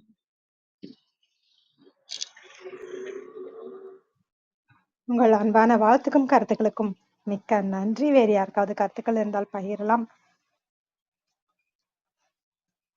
நன்றி அனைவருக்கும். காசி ஆறுமுகம், உங்கள் ஏற்புரைக்கான நேரம். உங்கள் நிறைவு கருத்துக்கள் நீங்க பகிர்ந்துக்கலாம். அனைவருக்கும் மீண்டும் ஒரு முறை நன்றி. ஏன்னா இன்னைக்கு அவங்க எந்த அளவுக்கு உள்வாங்கியிருக்காங்க அப்படிங்கிறதோட மட்டும் இல்லாமல் அவங்க பாரதியார் பற்றிய சொன்ன பல தகவல்கள் வந்து பிரமிக்க வச்சது. அதே போல் விஜயகுமாரி அம்மா அவர்கள் வந்து எப்போதும் நம்மளை அந்த வாழ்த்து மலையில் நினைவு வைப்பதோடு மட்டும் இல்லாமல் நமக்கான அந்த சிறப்புகளையும் அவங்க எடுத்து சொல்லுவாங்க. அதில் அவங்க உள்வாங்கி கொண்டதோடு மட்டும் இல்லாமல் இன்னைக்கு ஒரு பாடல் பாடினாங்க. அந்த பாடல் வந்து புதுமை பெண்களடி பூமிக்கு கண்களடி அப்படிங்கிற அந்த பாடல். அம்மா அவர்களுக்கு நன்றி. அதேபோல் ரிஷிகேசவன் ஐயா அவர்கள் சொன்னது ரொம்ப உணர்வுபூர்வமாக இருந்தது. அந்த ஏற்கனவே எல்லாரும் பகிர்ந்துக்கிட்டோம், அவர் உடம்புல மொய்த்த ஈக்களை விட ஆட்கள் கம்மியாக இருந்தாங்க அப்படின்ட்டு. ஆனால் எனக்கு என்ன தோணுதுன்னா, மனிதர்கள் மட்டும்தான் வரல அவரோட நினைவுக்கு. ஆனால் அந்த சுற்றி இருக்கிற அவர் எதை பற்றிலாம் எழுதினாரோ அது எல்லாமே அன்றைக்கி அவரை நினைத்து வருந்திருக்கோம் அப்படிங்கிறது தான்.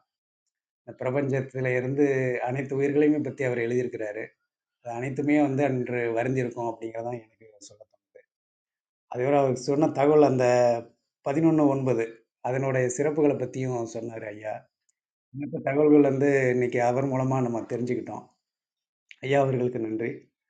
அதேபோல் நமது பாடகர் மோகன சுந்தரம் வந்து ஒரு பல்கலை மன்னன்னு நினைக்கிறேன்.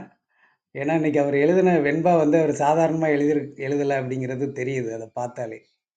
அப்போ அவருக்குள்ள வந்து ஒரு மிகப்பெரிய கவிஞன் இருக்கிறாரு அப்படிங்கிறது இன்னைக்கு தெரிஞ்சுக்கிட்டோம். அது வெண்பா எழுதுறது சாதாரண காரியம் இல்லை.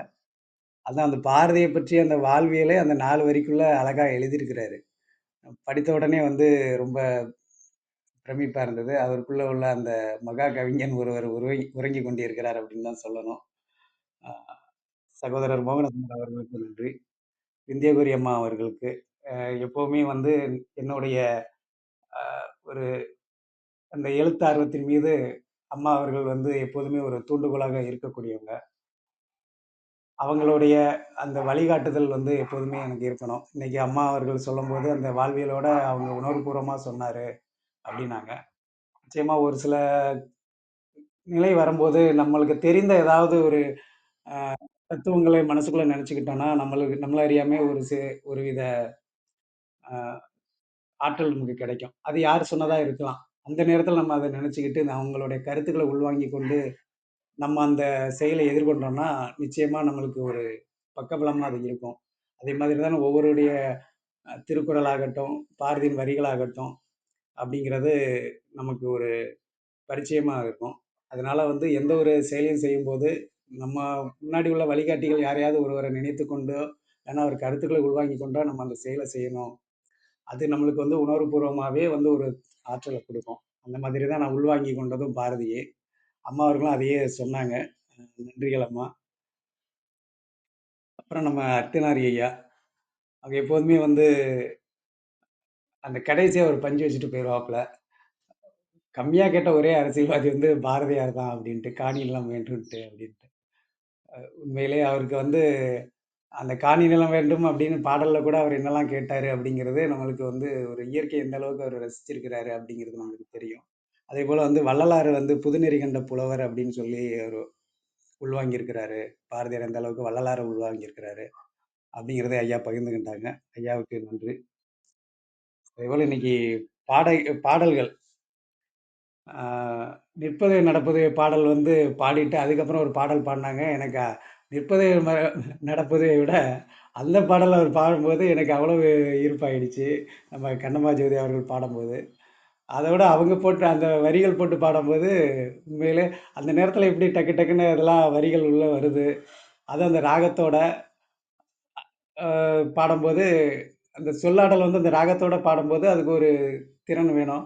அது நிச்சயமா வந்து நம்ம கண்ணம்மா ஜோதி கிட்ட இருக்குது அப்படிங்கிறது எல்லாருக்கும் தெரிஞ்சது. அவங்களோட வாழ்வியல சேர்த்து அப்படி பாடுனாங்க. ரொம்ப அற்புதமா இருந்துச்சு. அதேபோல கலைச்செல்வி அம்மா, அவங்களுக்கும் வந்து நன்றி. அப்புறம் அருள் சேவியர் சகோதரர். அவரு சொல்லும்போது, அந்த முண்டாசு கட்டிய பாரதியோட புகைப்படம் எப்போ எடுத்தாங்க அப்படின்னா, பாரதிதாசனுக்கு அனுப்பும்போது எடுத்தது. கடந்த முறை பகிர்ந்துகின்றத நினைவுறுத்தினாரு. இது என்ன எனக்கு இதுல பெரிய ஒரு அ அவரைப் பற்றிய மதிப்பு மேலோங்குதுன்னா, இவ்வளவு நாள் கழிச்சும் அத ஞாபகம் வச்சுட்டு நம்மள பத்தி சொல்றாருன்னா, எந்த அளவுக்கு உள்வாங்கியிருக்கிறாரு. இந்த தளத்திலே வந்து எனக்கு வந்து அவரு சொல்லும்போது, அனைவர பத்தி சொல்லும்போது நான் கவனிக்கிறது, நாம எதையோ தவற விட்டத கூட வந்து அவரு வந்து கரெக்ட்டா சொல்லுவாரு. அப்போ அந்த அளவுக்கு ஒரு கவனிப்பு திறன் வந்து இருக்குது அப்படிங்கிறது, அந்த கவனிப்பு திறன் யாருக்கு இருக்குன்னா, தலைமை பண்பு உள்ளவங்களுக்கு அதிகமா இருக்கும். அது அவருக்கு இருக்குது அப்படிங்கிறது இதன் மூலமா தெரியுது. ஏன்னா எந்த ஒரு சின்ன சின்ன இத கூட கவனிக்கிற ஒரு திறமை வந்து உண்மையிலே அது மிகப்பெரிய திறமை. அது தலைமை பண்பு உள்ளவங்களுக்கு தான் அதிகமா இருக்கும். இன்னைக்கு நம்ம சகோதரர் அத மறுபடியும் வந்து நினைவுபடுத்தினாரு. அவருக்கு எனது நன்றிகள். அ மேலும் ஐயா ராமச்சந்திரன் அவர்கள் தளத்துல இருக்கிறாங்க. ஐயா எதுவும் பேசுறீங்களா? ஐயா வணக்கம். கவிஞர் காசி ஆறுமுகத்தினுடைய இன்றைய பாரதி தொடர்பான அந்த உரையை கேட்பதற்கு வாய்ப்பில்லை. மீள்பதிவில் கேட்டு மகிழ்கிறேன். பாரதியுடைய ஒரு பாடல், காக்கை சிறையினிலே நந்தலாலா நிந்தன் கரிய நிறம் தோணுதே நந்தலாலா, தீக்குள் விரலை வைத்தால் நந்தலாலா நின்னை தீண்டும் இன்பம் தோன்றுதேயே நந்தலாலா, காக்கை சிறையினிலே நந்தலாலா நிந்தன் கரிய நிறம் தோணுதேயே நந்தலாலா, தீக்குள் விரலை வைத்தால் நந்தலாலா நின்னை தீண்டும் இன்பம் தோன்றுதே நந்தலாலா. இப்படி காக்கை குருவி எங்கள் சாதி என்று சொன்ன புரட்சி கவிஞன் பாரதியை பற்றிய கவிஞர் காசி ஆறுமுகம் அவருடைய இந்த உரையை மீள்பதிவில் கேட்டு மகிழ்கிறேன். வாய்ப்பிற்கு நன்றி. வணக்கம். வாழ்க வையகம், வாழ்க வளமுடன். மிக்க நன்றி ஐயா. அவை உங்கள் பாடல் பாடும்போது முழுமையாக இப்போது அதுக்கான நிறைவுக்கு சரியாக அந்த பாடல் இருக்கிறது. ஏன்னா இன்னைக்கு நான் சொன்ன அந்த 3 பாடல்களுமே 3 பேருமே பாடியிருக்கிறீங்கன்னு நினைக்கும் போது அது நீங்கள் கேட்கல, இருந்தாலும் அந்த பாடல் நான் முதல்ல சொல்லியிருந்தேன். அதை நீங்கள் பாடும்போது ஏதோ ஒரு எல்லோருக்குமே அந்த பாரதி மீதான ஒரு ஈர்ப்பு எப்படி இருக்குது அப்படிங்கிறது அந்த ஒரு பாடல் நீங்கள் இப்போ பாடின அந்த பாடல் மூலமாகவே தெரிஞ்சிடுச்சு. இன்னைக்கு அந்த 3 பாடல்கள் நான் அதில் குறிப்பிட்டிருந்த அந்த 3 பாடல்களுமே இன்று நம்ம பாடப்பட்டது மிகச்சிறந்த ஒரு நிறைவுரையாக இருக்கும் அப்படிங்கிறது இதுல இருந்து தெரியுது. சகோதரர் மோகன சுந்தரம் கூட அந்த சிந்து நதியின் இசை நிலைவு நிலை பாடலை பாடினாரு. இப்படி அது அப்புறம் நிற்பதுவே நட்பது. இப்போ கடைசியாக ஐயா அதை நிறைவு முடிச்சிருக்கிறாரு. அடுத்தது சசிகலா பாரி அவர்களும் இருக்கிறாங்க. ஒருவேளை அவங்களும் பாட போறாங்கன்னு தெரியல. நீங்க தொடர்றீங்களாமா? அனைவருக்கும் காலை வணக்கம். நன்றிங்க ஐயா. இன்னைய பாரதியோட நினைவுக்கு நினைவு கூர்ணமைக்கு நன்றிங்க ஐயா. நிறைய கருத்துக்கள் நான் கொஞ்சம் லேட்டாக தான் இணைஞ்சேன். ஆனால் அனைவரோட கருத்துக்கள்ல இருந்து நீங்க எந்த அளவுக்கு நீங்க தொகுத்து வளர்ந்தீங்கன்னு தெரிஞ்சதுங்க ஐயா. நன்றிங்க ஐயா. ஜோதியோட பாடலுக்கு நன்றி. ராமச்சந்திரன் ஐயாவோட பாடலுக்கும் நன்றி. இன்னைய பதிவு ஒரு நன்றியாவது பாரதிக்கு சொல்லணும்னு தான் மேல வந்தேங்க. அவர்களுடைய அனைத்து பாடலுக்கும் பாரதியார் அவர்களுக்கு நன்றி. எப்போ எந்த காலத்துல படிச்சாலும் உணர்ச்சிய நல்ல உணர்வை கொடுக்கிற அந்த ஆற்றலுக்கும் நன்றி. நன்றி நன்றி. அவைக்கு நன்றி. வாழ்க வளமுடன். மிக்க நன்றிங்கம்மா. இத்துடன் எனது உரையை முடித்துக் கொள்கிறேன். நன்றி. நன்றிங்க காசி ஆறுமுகம், கவிஞர் காசி ஆறுமுகம், பாடகர் காசி ஆறுமுகம் மாதிரி இன்னைக்கு நிறைய பாடல்களோட சேர்ந்து உங்களோட அனுபவங்கள் பாரதியாரோட நம்ம எல்லோருமே மீண்டும் நினைத்து பார்க்க வேண்டிய அந்த பாடல்கள், சின்ன வயசுல கேட்ட பாடல்களை மீண்டும் நினைவுபடுத்தினதா இருக்கட்டும், நீங்க சொன்ன அத்தனை பாட்டையும் எல்லாருமே பாடினது இப்படி ரொம்ப மகிழ்ச்சியாக நம்ம இன்றைக்கு பாரதியாரை காலையில கொண்டாடியதற்கு, அந்த நினைவுகளை மீட்டெடுத்ததற்கு அனைவர் சார்பாகவும் சரித்திரம் படைப்போம் தளம் சார்பாகவும் மனமாற நன்றி தெரிவித்துக் கொள்கிறோம். பேச்சாளர்களாக கலந்து கொண்டு தங்கள் அன்பையும் வாழ்த்தையும் கருத்துக்களையும் பகிர்ந்து கொண்ட ஒவ்வொருவருக்கும் நன்றி. தொடர்ந்து பொறுமையாக கவனித்துக் கொண்டிருக்கும் அனைத்து கவனிப்பாளர்களுக்கும் நன்றி. குறுஞ்செய்தி வாயிலாக தன் வெண்பாவை பகிர்ந்து கொண்ட மோகனசுந்தரம் அவர்களுக்கும் நன்றி. மறு ஒலிபரப்பு வாயிலாக நம் நிகழ்வினை கேட்கவிருக்கும் அனைவருக்கும் நன்றி. மீண்டும் நாளை காலை 6 மணிக்கு அத்திப்பழம் விஸ்வநாதன் அவர்களின் சிறப்புரையில் அனைவரும் கலந்து கொள்ள வேண்டும் என்று அன்போடு கேட்டுக்கொண்டு விடைபெற்றுக் கொள்கிறோம். அனைவருக்கும் நன்றி, அனைத்திற்கும் நன்றி, ஆண்டவனுக்கும் நன்றி. 5, 4, 3, 2, 1 நன்றி.